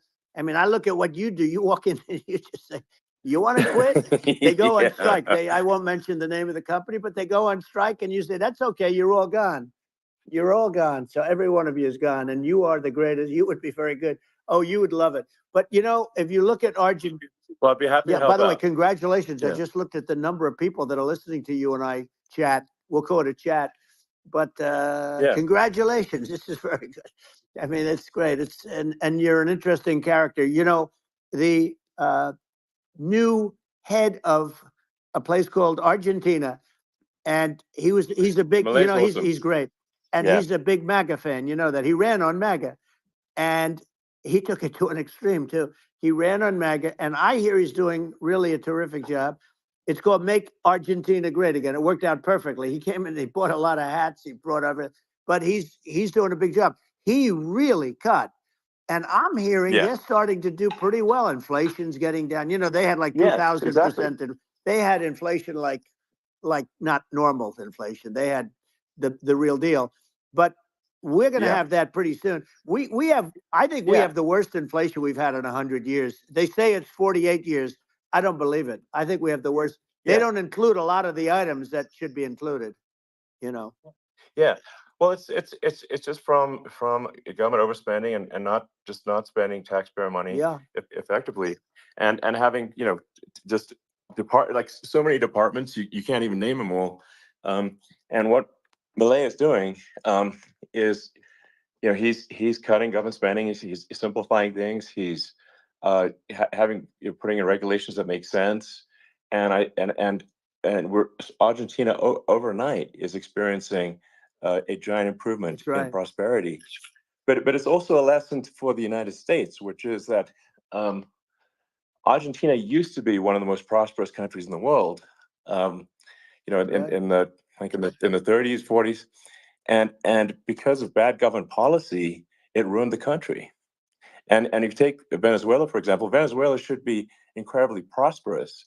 They have phenomenal reserves of everything, oil, everything, and it should be prosperous. But if the government's wrong, it impoverishes the people.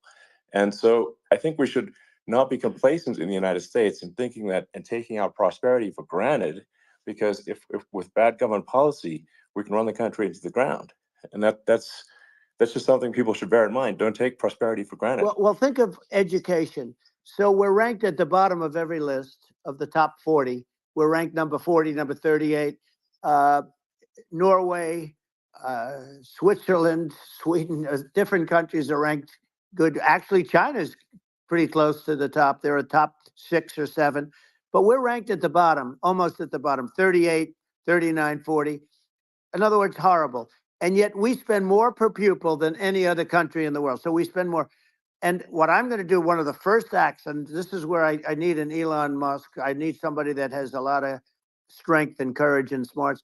I want to close up Department of Education, move education back to the states, where Yeah. where states like Iowa, where states like Idaho, not every state will do great, because states that basically aren't doing good now. You look at Gavin Newsom, the governor of California. He's terrible. He does a terrible job. So he's not going to do great with education.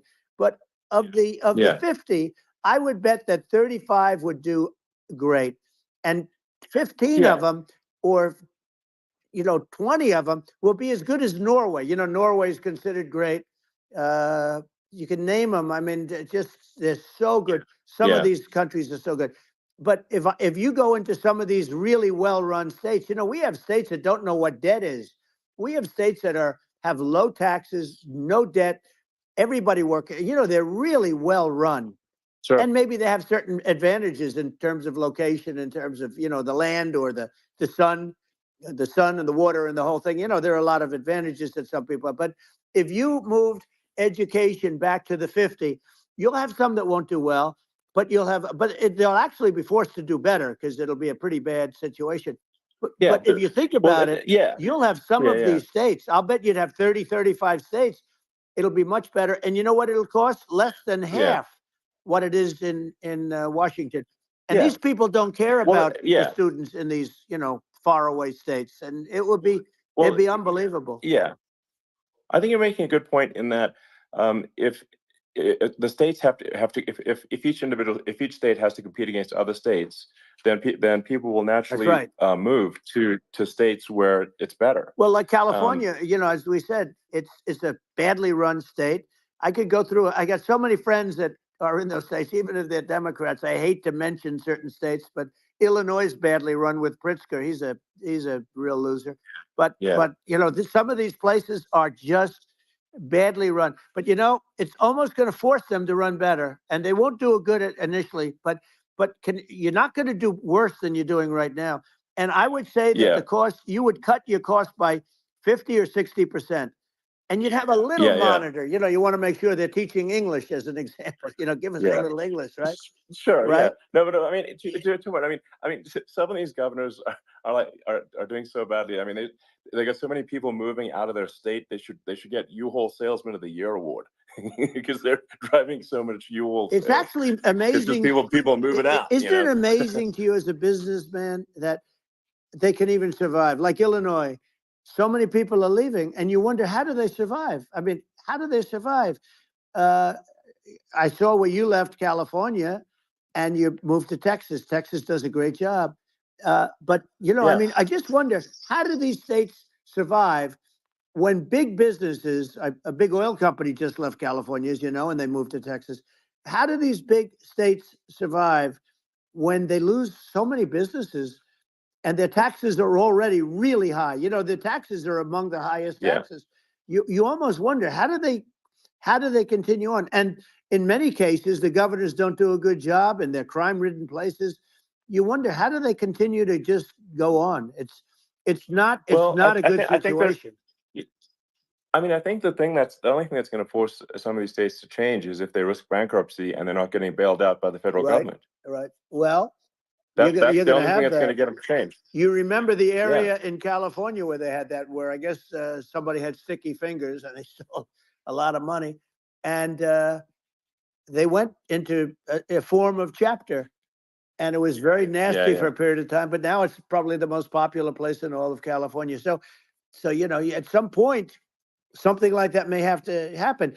But the problem is, you can't penalize people that loan money to the state when you have incompetent people like a Pritzker. Look, the family didn't want him in the family business, and then he ends up being governor of Illinois. So what is he going to be? Is he going to be a great governor? And you have people. I could name every one of them. I got to know every one of these, and some are very good, and some are just horrible. Well, I think that the larger point here, too, as you're saying, like a lot of people are concerned about the economy. A lot of people are concerned about inflation, and inflation is effectively a tax on people that save money, and for people that are working day to day, it's just a form of taxation. And if we can solve the government spending problem, we'll solve the inflation problem, which means people will have a better standard of living, and Yeah. that's a really big Well, deal. the people that got hurt worst are the people that did it the way they were taught to do it all through, their younger life and their young life and their whole life. The people that saved money and then they got no interest on their money and inflation destroyed them. And frankly, they were almost better off if they didn't do anything like that. I mean, those people have been absolutely decimated, and we're going to bring those people back and help those people. We've got to get the prices down. When I look at bacon costing 4 or 5 times more than it did a few years ago, when you look at some of the food products in grocery stores, people go, they can't believe it. They used to be able to buy a whole cart, and today, a lot of people just don't have the money. They go in and they can't buy anything. They look at it's sticker shock. They call it sticker shock, right? I think it really just comes, like I said, I think it just comes down to really, I guess, two things, which is that if you solve government overspending, you solve inflation, which improves living standards of the average person, and then if you deregulate, like have sensible regulations, so because a lot of the regulations are nonsensical and cause the cost to be extreme for no reason, but unless you've got effective deregulation, like Reagan did a great job on deregulation in the 80s, but it's been 40 years since we had anyone really. I mean, during your administration, we made some progress, but I think there's opportunity to make, I think, radical progress with sensible regulation. And if Elon, those two things, those are the big deals. We set a record. We did more deregulation and more restrictions on all of the different businesses than any other president. Remember, I had the rule for every one we put in, you have to get rid of 10 or 12. And we did radical cuts on all of that. And a lot of that's being put back by this administration. And we did radical cuts on things that weren't necessary. But we were all set. We had the best economy ever maybe in the world. And then what happened is COVID came in, and we had to focus on that, and nobody knew what it was. And I always say I got good marks on economy, good marks on military. We knocked out ISIS. We did so many different things. We rebuilt. But, I never got the credit that we really deserved on what we did with COVID. We never got the credit. But had that not happened, a gift from China, from Wuhan, came in from Wuhan, the Wuhan labs, and I always said it, and it turned out to be right. But had that not happened, we were set to start reducing debt. We were going to reduce taxes further. I gave the largest tax cuts, and we were going to reduce taxes still further for middle-income people, not only businesses. But we did it for businesses because they're the ones that's why we had the great job numbers. But we were set to really start reducing debt. And, we're sitting on the biggest pile of liquid gold anywhere in the world, bigger than Saudi Arabia, bigger than Russia. And we were going to drill, and we were going to make so much money. We were going to supply Europe with oil. I had stopped the Russian pipeline, and we were going to supply them with oil and gas. We were going to make a fortune. And then the COVID came in, and we really had to divert. Then what happened is when they came in, we kept a lot of businesses alive. If I didn't do what we did, we would have had a 1929 type depression. But the problem is when Biden came in, he got trillions of dollars and just started spending it stupidly. You didn't need it anymore. We got over that bad period where everybody was dying and feeling, it was just not a good period. Interestingly, during his administration, many more people died during his administration of COVID than during my administration. And we really got the brunt of it. But people don't realize more people died during his administration than ours. But it diverted us from doing what I wanted to do. But we had the greatest for, almost 3 years. We had the great, and that probably better than anybody. So many of your friends said to me, the best years we've ever had in business were during the Trump years. And also said that African American, Hispanic American were so incredible. They were having the best. Asian American women, men, young people without a diploma, young people that graduated from the best colleges, from MIT, from the Wharton School, from all of the great colleges, Harvard. They were doing better, and people without a diploma were doing better. and everybody was happy. And then COVID came, and Sure. we had the problem is they spent trillions and trillions of dollars. They wasted. They shouldn't have taken any money, and we wouldn't be having inflation right now, which is killing our country. Yeah. Absolutely. I mean, I should probably say something about, like, maybe my views on, climate change Yeah. and oil and gas, because I mean, I think it's probably different from what most people would assume. Because my views are actually pretty, I think, moderate in this regard, which is that I don't think we should vilify the oil and gas industry and the people that have worked very hard in those industries to provide the necessary energy to support the economy. And if we were to stop using oil and gas right now, we would all be starving, and the economy would collapse. So it's, I don't think it's right to sort of vilify the oil and gas industry. And I the world has a certain demand for oil and gas, and it's probably better if the United States provides that than some other countries. And it would help with prosperity in the U.S. And at the same time, obviously, my view is like, we do over time want to move to a sustainable energy economy, because eventually you do run out of. I mean, you run out of oil and gas. It's not there it's not infinite. And there is some risk. I think the risk is not as high as a lot of people say it is with respect to global warming. But I think if you just keep increasing the parts per million in the atmosphere long enough, eventually it actually simply gets uncomfortable to breathe. People don't realize this. If you go past 1,000 parts per million of CO2, you start getting headaches and nausea. And so we're now in the sort of 400 range. We're adding, I think, about roughly 2 parts per million per year. So I mean, it still gives us.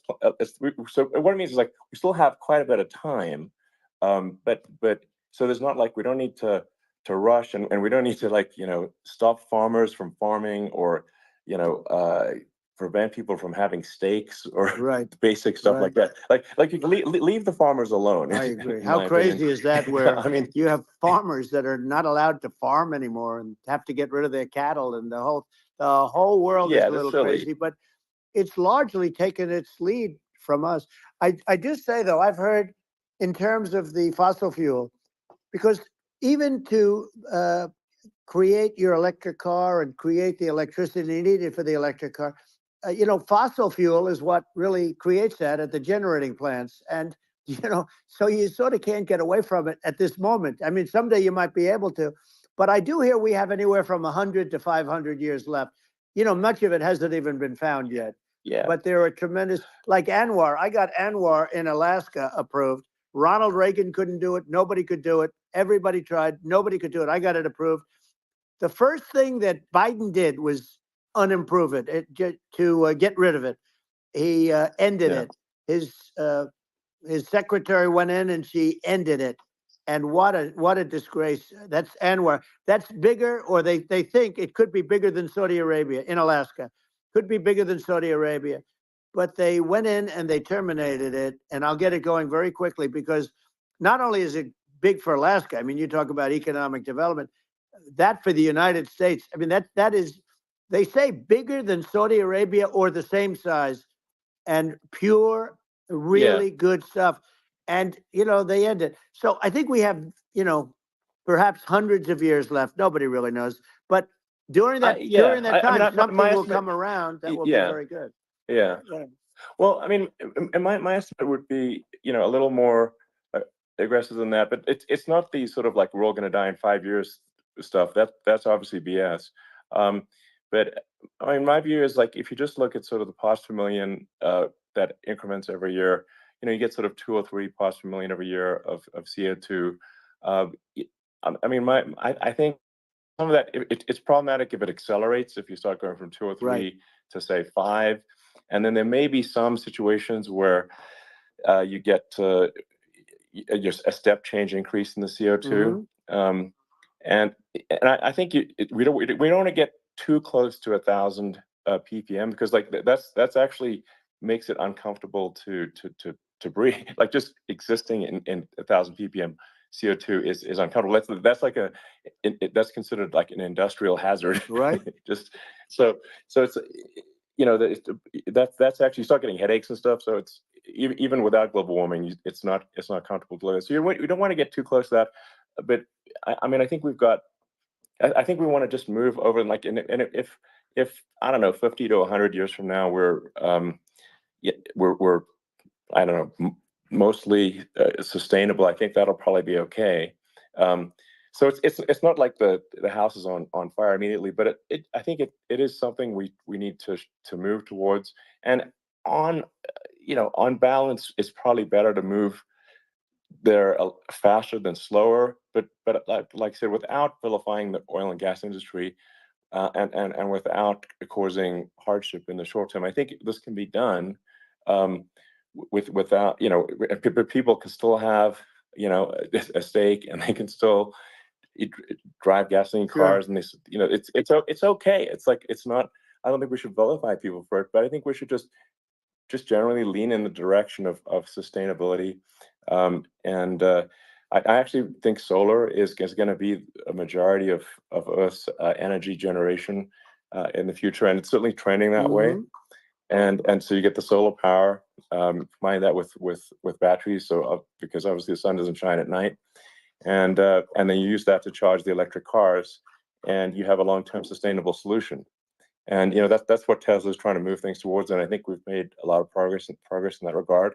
But when you look at our cars, we don't believe that environmentalism, that caring about the environment should mean that you have to suffer. So we make sure that our cars are beautiful, that they drive well, that they're fast, they're sexy. I mean, they're cool. In fact, literally, I mean, this sexy joke, Model S, Model 3, Model X, and Y spells out sexy. It's probably the most expensive joke out there.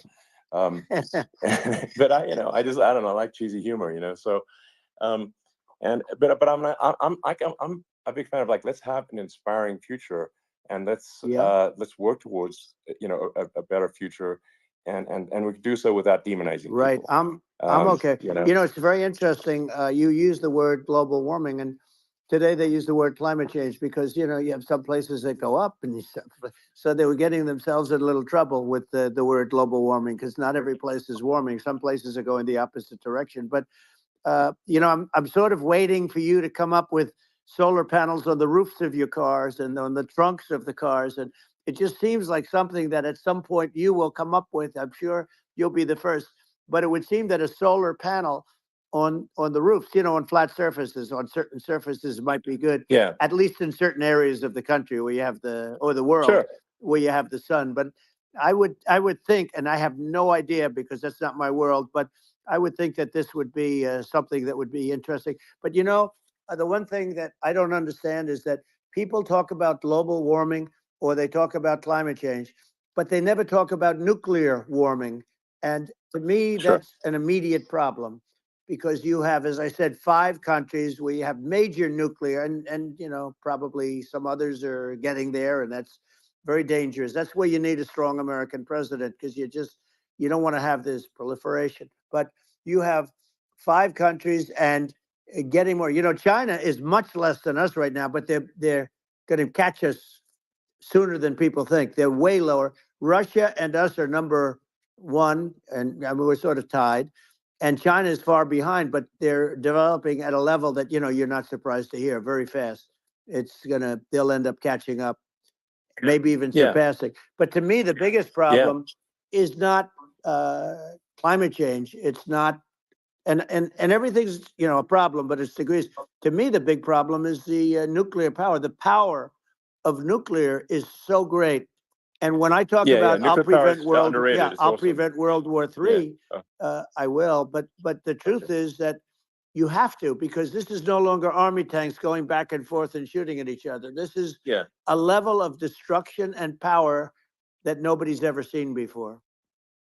Yeah, and actually, there's the bad side of nuclear, which is a nuclear war, very bad side. But there's also, I think, nuclear electricity generation is underrated. You're right. And it's actually, people have this fear of nuclear electricity generation, but it's actually one of the safest forms of electricity generation. It's just a huge misunderstanding.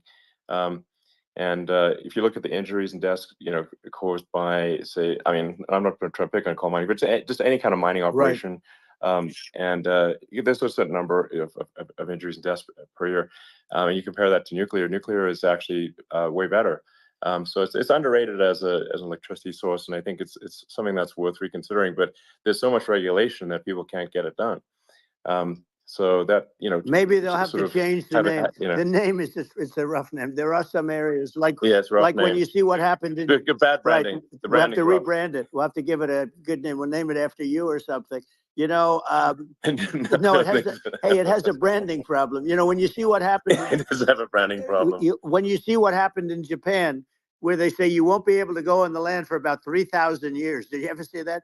And in Russia, where they had the problem, where they, there's a lot of bad things happened, and they have a problem. And they say that in 2,000 years, people will start to occupy the land again. You realize it's pretty bad. No, that's not true. But you're right about it. It's amazing.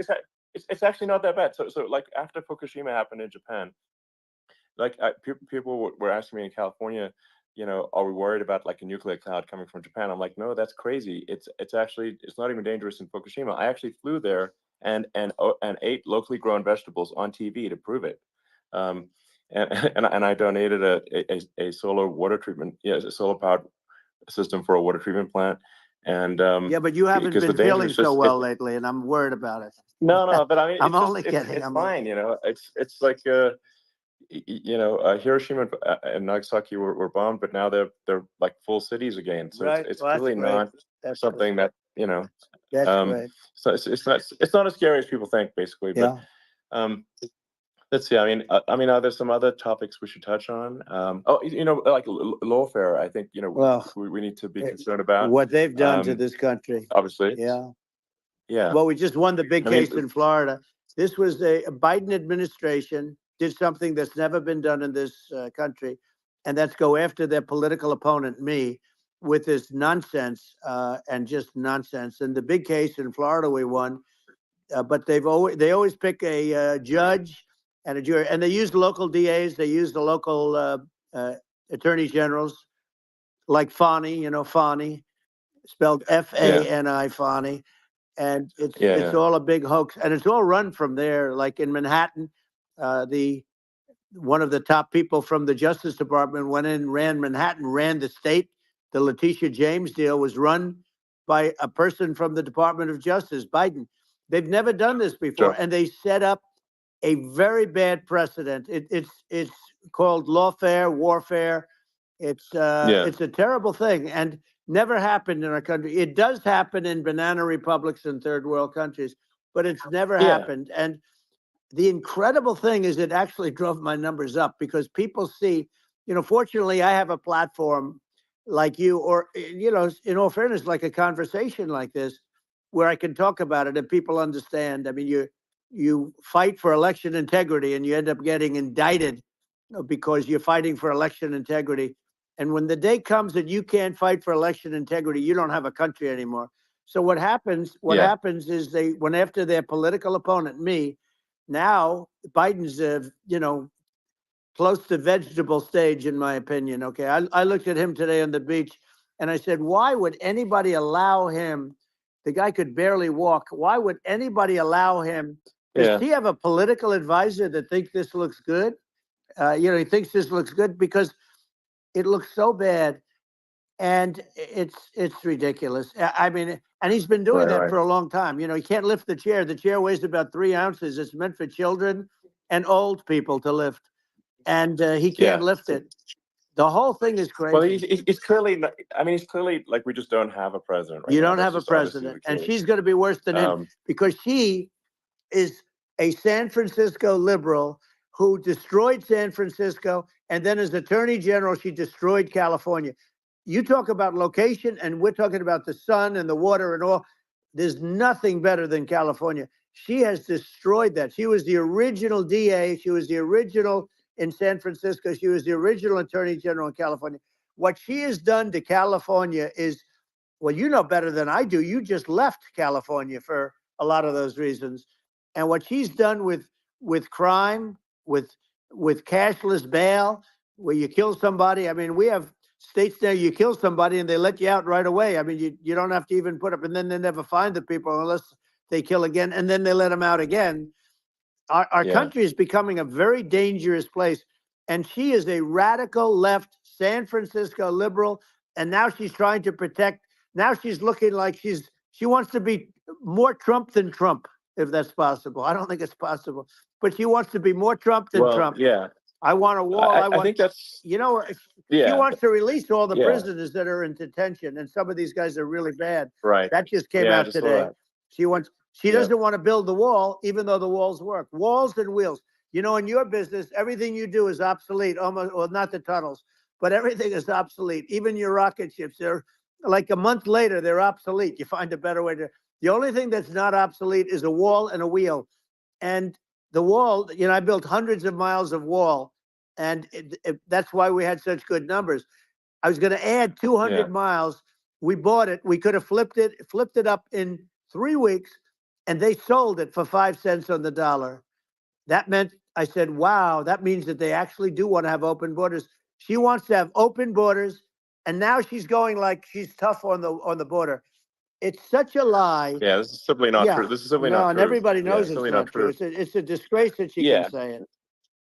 No, I mean, obviously, what's happening sort of overnight is they're rewriting history and making Kamala sound like a moderate when in fact she is far left, like far left. Worse than Bernie Sanders. She is considered Yeah. more liberal by far than Bernie Sanders. She's a radical left lunatic. And if she's going to be our president, very quickly, you're not going to have a country anymore. And she'll go back to all Yeah. of the things that she believes in. She believes in defunding the police. She believes in no fracking, zero. You don't. Now all of a sudden she's saying, no, I will. I really want to see fracking. If they got in, the day she got in, she'll end fracking. And by the way, if people didn't think that, the lunatics that really believe in that, they won't vote for her. You know, like the Palestinians and Israel. She is so anti-Israel, and she's bad for both. Biden actually did something that was impossible. Both sides hate him. You know, both sides. That was a hard thing to do. Unification. Yeah, no. I mean, Netanyahu came to give a talk to a joint Senate and House sitting, and I was there, and Kamala stood him up. You know, what does that say? I think it's highly That's disrespectful. And I say, if you're a Jewish person, or if you believe in Israel, if you're a person that, you know, is a very pro-Israel, if you vote for her, it's worse than Biden. And Biden was bad. But if you vote for her, you ought to have your head examined. And you see tonight, I mean, as we're doing this, I'm seeing reports coming that they expect an attack tonight or tomorrow from hundreds and maybe thousands of rockets. You know, their Iron Dome, as they call it, as we all call it, but their shield that they build, that can be swamped. We'll use the term that's appropriate, swamped. But they swamp it by shooting enough missiles. You know this better than anybody. By shooting enough missiles, they can't defend themselves. You know, they just obliterate the whole place. And that's what some people think they're looking to do. And we have no leadership. There's no respect for the United States of America with these people. And I'm telling you, she'll be worse than him, because she's a believer in being radical left, and he wasn't. I think you're right. I mean, you really, it's important for the public that may be listening to this to look at Kamala's track record, you know, before the last month, and say, is that a track record you agree with? And I think if you're an independent moderate, you definitely would not agree with it, because it is her behavior has been far left, and we're seeing just an overnight propaganda attempt to rewrite history and make it sound like Kamala's moderate when she in fact is not moderate. Well, her running mate approved, signed into legislation, tampons in boys' bathrooms. Okay, now that's all I have to hear. Tampons in boys' bathrooms, and that means she believes in that too. I mean, she picked this guy because he was the closest to her. A lot of people thought she'd pick sort of the opposite, but she picked an anti-Israel radical left person. But she is far worse, they say, than Bernie Sanders. If we have her as a president, if we have a Democrat at this moment as the president, I don't think our country can survive. I think it's a massive. I think we're in massive trouble. frankly, with the Kamala administration, and that's my honest opinion. And I think really it's essential that you win for the good of the country for this election. And I mean, I'm just stating my opinion. Now, you may have seen this, but I got a letter from the EU Commission, like saying, to not have disinformation on during this discussion that we're having, and there's a lot of attempts to do censorship and to force censorship even on Americans from other countries. And what do you think about that? Well, I know the European Union very well. They take great advantage of the United States in trade, as you know. We, through a different forum, NATO, we protect them. And yet, if you build a car in the United States, you can't sell it in Europe. You just can't sell it. It's impossible. The same thing with our farmers. Our farmers find it very difficult to do business. We have a deficit with them of $250 billion, which people don't know. It sounds so nice, the European Union, but let me tell you, they're not as tough as China, but they're bad. And I let them know it. And that's probably why they notified you. No, they don't treat our country well. We defend them, with Ukraine. So we're in for 250 billion, and they're in for about 71 billion, and they have the same size. If you add up the European nations that in terms of an economy, it's about the same size. Wouldn't you say as us? And they're in, and they're in much greater risk. They're right there. We have an ocean separating us from, in this case, the enemy would be Russia. It used to be for the Soviet Union, but let's assume they're close enough. And what happens is they're in for 70-something million. I think even less than that, billion, and we're in for about 250 billion, and it could be a lot higher than that. And I say, why aren't you going to equalize? Why aren't they paying what we're paying? And they're in much more, it's much more important for them because of the fact that, they're right near there. I mean, they're all sort of in that location. We're not. But they should, and I did it with NATO. There were only 7 countries that were paid up in NATO out of 28 at the time. And the United States was the United States was subsidizing NATO, tremendously subsidizing NATO. And I said, I went in and I said, you got to pay up. If you don't pay up, we're not going to defend you any longer. I took a lot of heat, but you know what happened? Billions and billions of dollars came flowing in. And I think a lot of the public isn't aware of the fact that the United States pays a disproportionate share of the NATO expenses. And then we get taken advantage of on trade. So think about it. Well, I mean, the point of NATO is defending Europe, and it's it's like, then okay, well, why is the United States paying disproportionately more to defend Europe than Europe?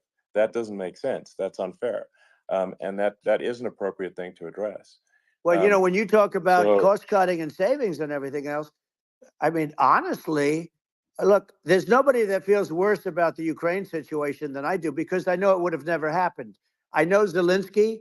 He was very honorable to me, because when they went with the Russia hoax and they said I had a phone call with him, he said it was a perfect phone call. It was a great phone call. He could have grandstanded and, said, oh, he was very threatening. He said, no, it was a very nice phone call. I called him up to congratulate him on his win, and you end up getting impeached because these people are lunatics. I was talking about the difference from the people within and the enemies on the outside. In many cases, the people from within are more dangerous for our country than the Russias and the Chinas. If you have a smart president, you're not going to have a problem with them. You're going to do things. Yeah. Now, they've taken advantage of absolutely. us incredibly, but you're going to do things with the right person. Yeah, well, I think it's obvious that you're a believer and an advocate of free speech, because during your first term as president, you were attacked relentlessly every day, often very unfairly with false attacks, and you didn't try to shut down the media. You didn't try to inhibit their freedom of speech, and I think that says a lot. Well, the good thing is that you and I have, and some people, very few, we can get the word out. Although sometimes it's hard because they don't want to print it, like we're having a great conversation right now. Kamala wouldn't have this conversation. She can't, because she's not smart. She's not a smart person, by the way. She can't have this conversation. And Biden, we don't even have to talk about it. I mean, he couldn't have this conversation. He would have given up on the first half of a question. He would have walked out. He would have said, "Where am I? Where am I going?" So anyway, but no, he wouldn't have this. That's true. Not a lot of people would have this conversation, but we cover a lot of territory. But the beauty is that we can have a conversation, and Yes, you I'm can actually able have a to get it conversation. out without, because I get treated This is unfairly. a really big point. You can actually have a conversation with you. Yeah, it's nice, isn't it? And you can't have a conversation with Biden or Kamala. It's like it's not possible. That's true. This is like talking to an NPC. No. So it's just impossible. Well, but think of it. We need a man or person who's unbelievably sharp in order to stop all the nuclear danger and all the dangers that I'm talking about. And I got along with all these. I got along with Kim Jong-un. We had dinner. We had everything. And he really liked me, and I got along with him really well. By the way, he's the absolute boss over there. A lot of people said, "Oh, do you think he really?" That's for Let sure. me tell you, I saw things that you don't want to know about. He is the boss. But we had a good relationship, and he doesn't like Biden. He considers him a stupid man. He said he's a stupid man. Well, at least he speaks his mind. But in this country, you're not sort of allowed to say it, but I guess you are. You should be allowed to say it if it's true. But we need smart people, and we need people that have an ability to lead. And she doesn't have that ability. Can you imagine? Now, Chairman Xi very well. Can you imagine her and him negotiating, or even standing together? It is, the whole concept is ridiculous. She is terrible. She's terrible. But she's getting a free ride. I saw a picture of her on Time Magazine today. She looks like the most beautiful actress ever to live. It was a drawing. And actually, she looked very much like our great First Lady, Melania. She didn't look like Camilla. That's right. But of course, she's a beautiful woman. So we'll leave it at that, right? Yeah. Well, maybe I think part of what, people in America want to feel excited and inspired about the future. They want to feel like the future is going to be better than the past, and that America is going to do things that are greater than we've done in the past, reach new heights that make you proud to be an American, and excited about the future. They want the American dream back. They want the American dream back. More important than anything else. It's like you don't have that today, because the people, they've been just sucked. They see incompetent people running our. The Biden thing is very interesting. People just found him to be incompetent, and when I debated him, I was like, "Is this for real?" It was. Yeah, it was just absurd. But I think there are some grand projects that we could do. I mean, I think we could build a base on the moon. We could send American astronauts to Mars. We could build high-speed connections that are more advanced than anything else in the world between our cities, so people have fast transport. It's possible to solve traffic with tunnels. We've we already made great progress in Vegas doing that, and and just do things that are exciting and inspiring and make the future feel like it's better than the past. Well, I saw what you did in Vegas, and I'll tell you, it was amazing. I got to see. I took a big glimpse at it, and it's incredible. It's incredible, and you could do that all over. It's deep. Yeah, you don't even need much structure. Assuming you're in the right area. No, it's straightforward. It's amazing. So I think we could do some things that like China's got incredible high-speed rail between its cities, but I think it's actually possible with tunnels if with deregulation, with an ability to actually, where it's legal to actually do the tunnels. Then you could have high-speed tunnels that are actually better than anything else in the world for high-speed transport between cities, and that would be something that Americans can say, "Wow, okay, we've got something that's cooler than anyone else in the world." That's the kind of thing that makes you proud to be an American. And much safer than surface trains, where there is a danger there. With crazy people, it's much safer, much better. And it's sad, because I've seen some of the greatest trains. I find it fascinating, and I've seen the systems and how they work, and the bullet trains they call them, I guess, and they go unbelievably fast, unbelievably comfortable, with no problems. And we don't have anything like that in this country, not even close. And it doesn't make sense that we don't. Doesn't make sense. Yeah, and I think also like there's I'm kind of hopping on the excess regulation, but I think something that um that I think people can generally understand is that what happens with laws and regulations is that there's more and more of them every year, and unless there's a process to clean them up, eventually everything becomes You're right. illegal, and that actually it slows down the development of new technologies. I mean, if you take the sort of like I think there's room for some reform at the FDA for Yeah. improving the speed with which we approve drugs that could help save lives and improve people's Yeah. lives.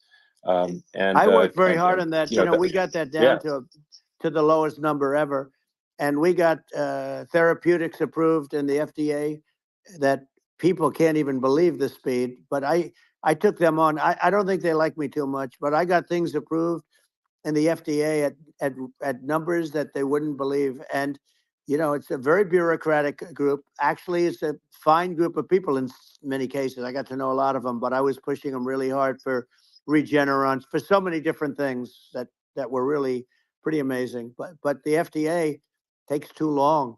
It's 12 years to get a product approved. I got it down to 4, and I got some things done very quickly. But it's really something that is going to have to be worked on because it takes too long.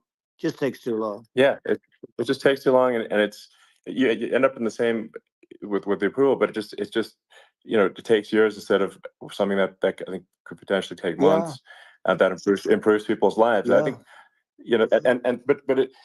I just wanted to hop on this point that like there has to be an active process for reducing rules and regulations, because otherwise they just keep building up every year, and you get like hardening of the arteries, and eventually everything's illegal or takes forever, and then we just we just ossify as a society. We can't make any progress, and that's it's a really big deal. Elon, just getting back to the FDA for 1 second, I got something done called Right to Try. This is where you can go in, and if you're terminally ill, you can use a space age, medicine or whatever it may be. We have the best doctors, the best labs in the world. We really do. But people would go to other countries because you couldn't use the product, even if they thought it worked, because it's going through the FDA. I got it approved where you can, you basically, look, nobody wanted, the doctors didn't want it because of the liability. The country didn't want it, our country, because they didn't want to get sued. These are people terminally ill. The insurance companies didn't want it, and the pharmaceutical companies, nobody wanted it. I got everybody into a room, and we came up with an agreement that you won't get sued. And also, they didn't want it on their record. If somebody's terminally ill and they die after taking a drug, they didn't want that on their record. So we set a separate list if somebody was, so it wouldn't count as a negative. Okay. And as you know, we got it done. We have saved Right to Try. They've been trying to get this done for 58 years. And it sounds simple, but it wasn't, because, the insurance companies, nobody wanted it, but we got it done. Somebody signs, you sign a document that you're not going to sue the insurance companies, the country, you're not going to sue anybody. And we got it done. And we're saving tens of thousands of lives. Right to Try. Hopefully you never need it. But if you do, you don't have to travel to Asia. People, if they had money, they go to Asia, they go to Europe. If they don't have money, they go home and die. That's what happened. They'd go home and die. Well, I mean, and actually, to give Europe some props here, it's like if a drug is approved in Europe, which has a crazy amount of regulations, it should obviously be approved in the U.S. I mean, they get more regulations than we do. So why would a drug be approved in Europe and not in the U.S.? That's crazy. Well, we did it. We did something that really, they've been trying to do it for 50 years, and they just couldn't get it done, and I got it done. And it's really something. But you're right. Some people go to Europe because a drug isn't approved here, but it's approved in Europe, and it's a drug that, generally speaking, would work. It's pretty crazy. Absolutely, you're right. And I think so long as people are properly informed of the pros and cons, and like these are the risks, this is the risk, and like you make your own decision. That makes sense. Well, I think just in sort of closing up, and by the way, I'm looking at the numbers. You got a lot of people listening. I hope you don't get nervous, because you got a lot of people listening to you right now, like 60 million or something. What is that number? It's crazy. It's amazing how you can see that right away. How many? What is the number? Wow. What is it? Well, Wow. I think in Wow, terms of people that, that's bigger than you said. You said 25 and you're much more than double that number, 25 million. I think you're going to be 60 or 70. And I guess over a period of time, hey, I congratulate you. Do I get paid for this or not? well, I think actually in terms of the number of people that will hear this conversation over the next few days to Right. weeks, it's going to be hundreds. That's of what they millions. say. Yeah, that's good. Well, look, it's an Yeah. honor. I just asked this: are you better off now, or were you better off when I was president? Nobody's better off now. People, we put out polls on that, and nobody's better off now. Inflation has killed it. And they also feel very unsafe. You look at what's going on with a lot of different things. You look at the riots we had at the colleges over, I mean, it's ridiculous, but Right. all of the riots, they just feel unsafe. And now they really feel unsafe because you have a new form of crime. It's called migrant crime. I call it Biden migrant crime. Maybe I'll call it Kamala migrant crime.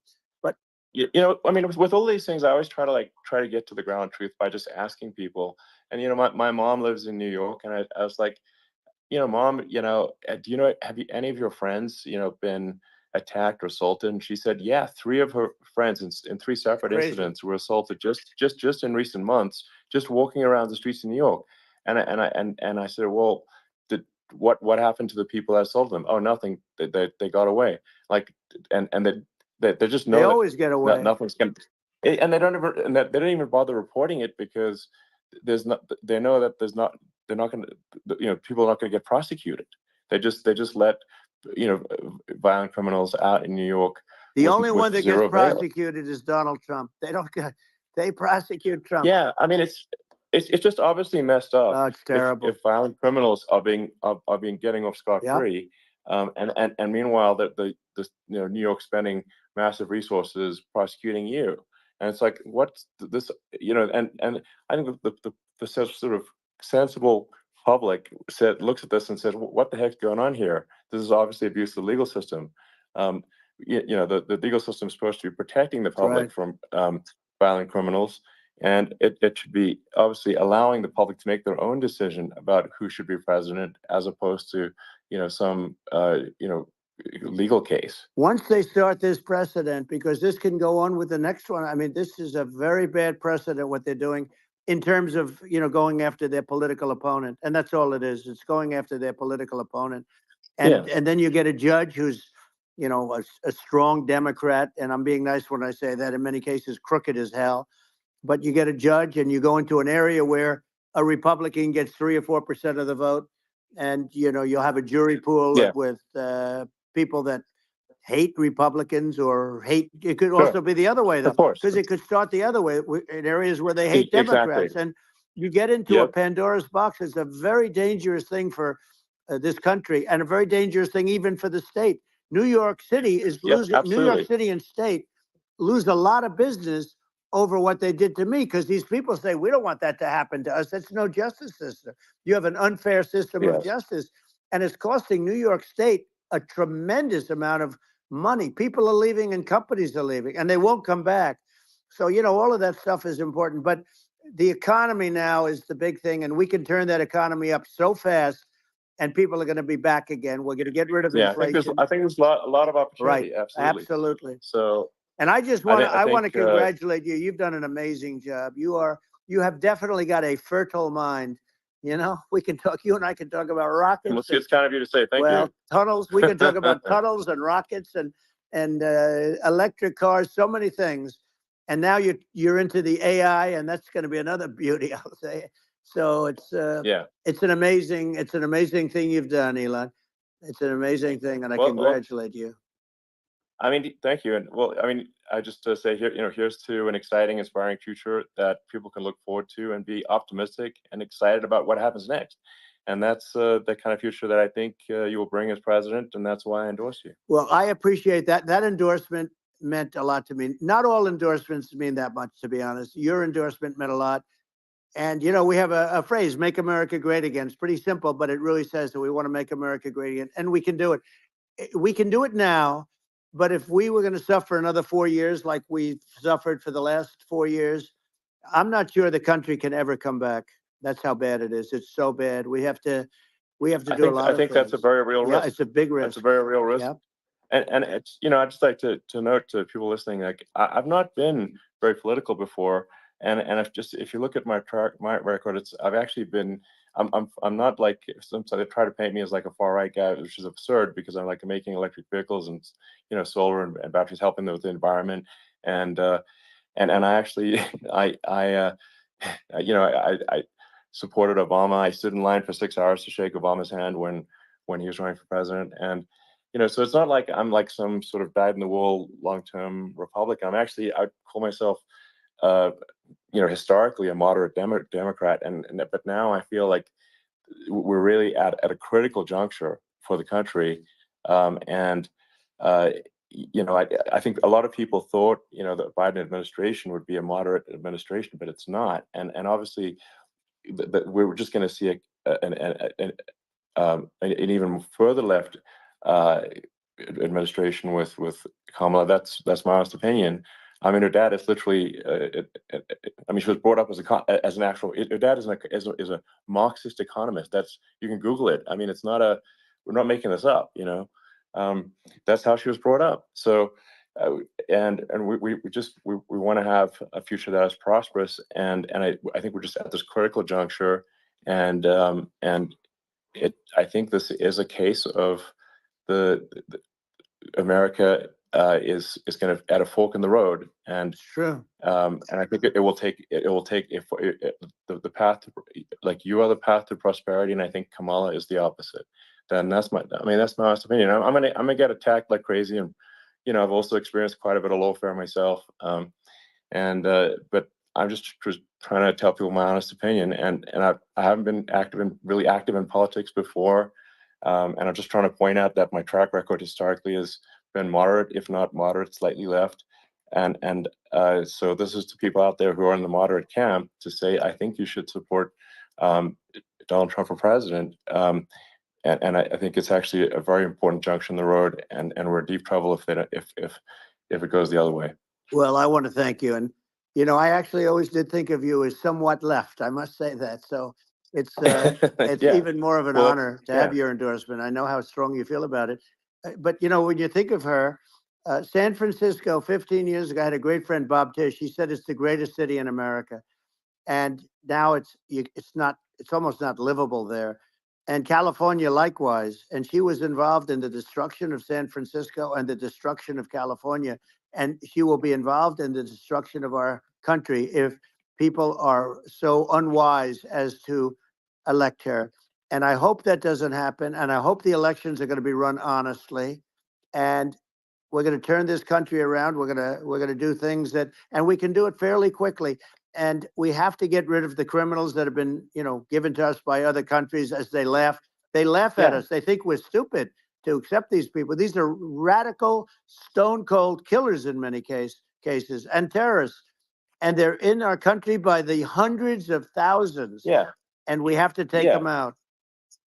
Yeah. I mean, if I could summarize it, perhaps, I think these are issues that I think most people in America would agree with, which is that we want safe and clean cities, we want secure borders, we want sensible government spending, we want to restore both the perception and reality of respect in the judicial system, just stop the lawfare, and I think that's like, and how are those even right-wing positions? I think those are that's just common sense, and that's I mean, would you agree with that? 100%. I don't understand, the whole, they call it progressive. They don't like the word liberal anymore, but call it liberal or progressive. I don't understand how somebody could say that it's okay for them to empty prisons into our country.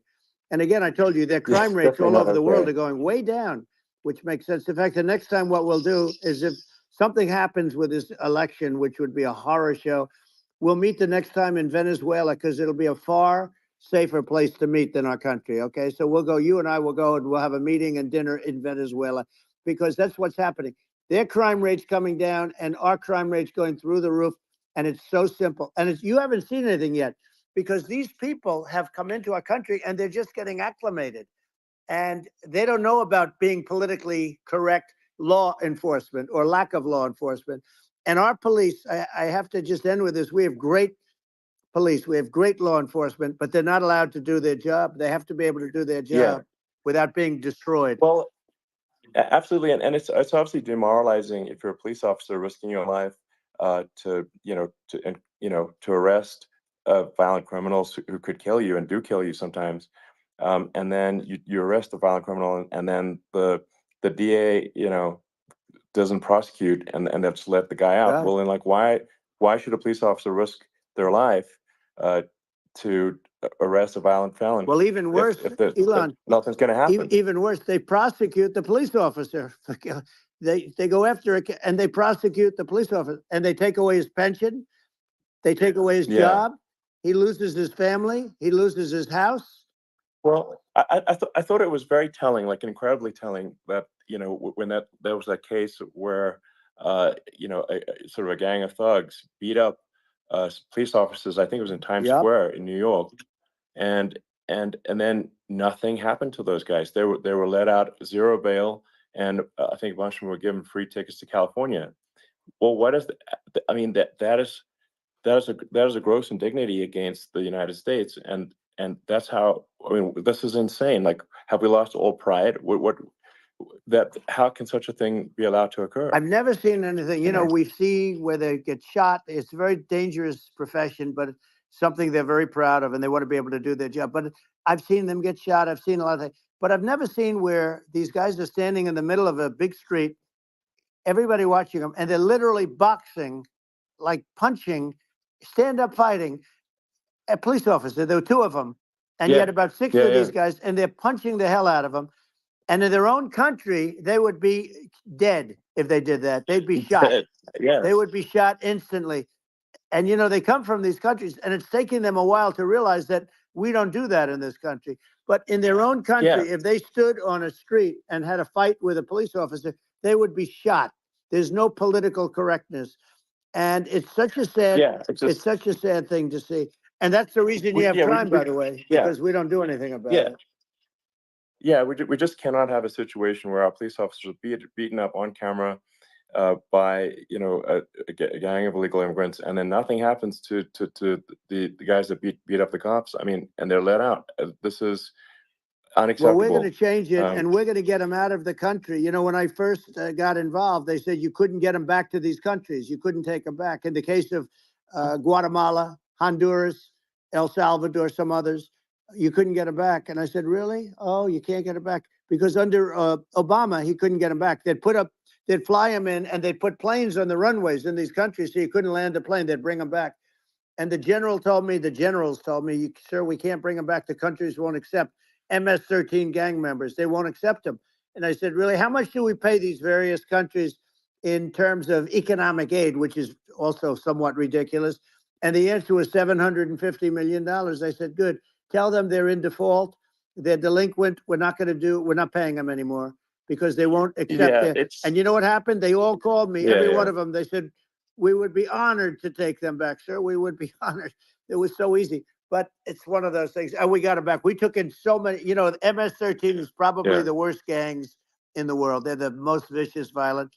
We took them out of here by the thousands and got them out of here. And their countries took them back. And because I said, you're not getting any more economic aid. And once I said that, they were nice. They wouldn't take them back for Obama. They wouldn't take them back for anybody. And now we have a problem because we have this guy, and they don't take him back anymore with Biden because they don't respect him. It's just gotta be done. We just can't have whether they're citizens or not citizens. We can't have, because they won't prosecute citizens either, not just illegals. So if it's, you can't have violent, repeat violent offenders that are not that don't get incarcerated. That's right. Because they will obviously, by definition, continue to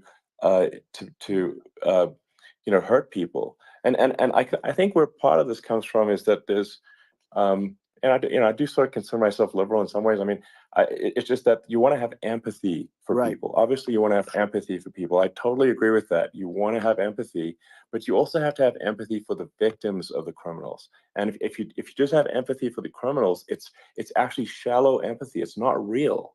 You're not thinking. You have one layer deep empathy. You got to say, like, what if you don't incarcerate this person? Who are they going to hurt? Who are they might kill someone. They might rape someone. If you don't incarcerate them, you have to have empathy for the victims. And there's a lack of empathy for the victims of the criminals, and too much empathy for the criminals. It doesn't make sense. That's why you want to have deep empathy for society as a whole, not shallow empathy for criminals. Right. And we have to give our police officers the dignity and the respect that they deserve. And we have to let them do their job. They can do a great job, but we have to let them do their job. And if we don't do that, it's going to all disappear. There's never been a society like this where you're allowed to do anything you want and nothing happens. And I'm talking about violent crime. And it's going to get more violent because these are really, really violent people. And we're going to get them out of our country, and we're going to get them back to because they were sent here by the presidents and by the various people that run those countries. And I know every one of those guys. And they're smart people, and they're streetwise people. And they really think that the USA is stupid. They think we're run by stupid people, and they happen to be right. But when I was there, we had no problem. We got them out. We took out thousands of MS-13 gang members. We brought them back. And now, again, it's the same old story. We don't do it. And they actually gave them a big increase in aid. They raised it up to billions of dollars, and they get nothing for it. So, I hope everybody's going to vote for Trump, and we're going to get this country straight. Yeah. And I didn't need this. I'm like, I didn't need this. I had a very nice life. I didn't need to go through court systems and go through all the other stuff and run at the same time. I have to run. I have to go through fake trials with, in some cases, corrupt judges, totally corrupt judges. I didn't need it. I had a nice life. I have great locations. I have beautiful oceans that I have places. But I felt it was important. And if I had to do it over again, you probably think I'm crazy for doing it, actually. But if I had to do it over again, I would have done it over again, because this is so much more important than me or my life. We're going to save this country. This country is going down. And these people are bad people that we're running against, and they're liars. They make statements. They do things that are so bad. They say they're going to make a strong border. They say they've been great on the border, and they've been the worst in history. They say they're going to stop crime. Like, the facts speak for themselves. It's so incredible. Speak for themselves. Like it's got to the point where people just don't even bother reporting crime in a lot of cities because they know nothing is going to happen. That's what I hear anecdotally from people all the time. So it's just my values. I'm just saying to people out there, like the things I think are important for the future is, like, we've got to have safe cities, we've got to have secure borders, we've got to have sensible spending, and we've got to have deregulation, and so we can have a prosperous future. And then we want to have some exciting, sort of moonshot projects that people can get fired up about. And that's the future I'm looking for. And I'm pro environment, but I'm not against. I'm not like, I don't think we should vilify the oil and gas industry, because they're keeping civilization going right now. And but I do think we want to move at a reasonable speed towards a sustainable energy economy. Those are my values, and I think and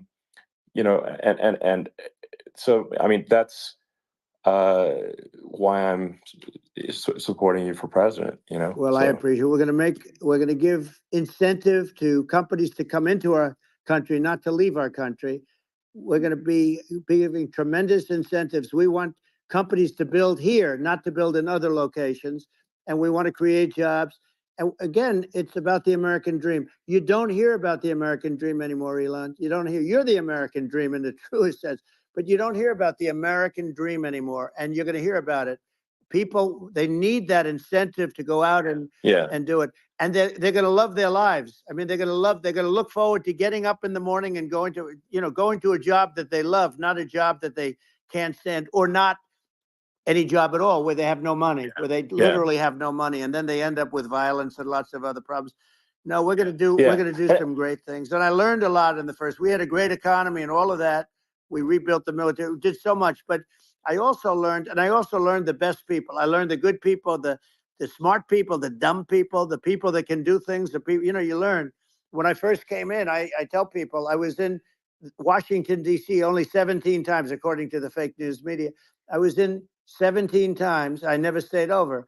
And you don't know people. You rely on other people to give you names, and then you realize the people you relied on weren't so good. Now, we had great people, but we also had some where I wouldn't have, used them had I known. Now I know everybody.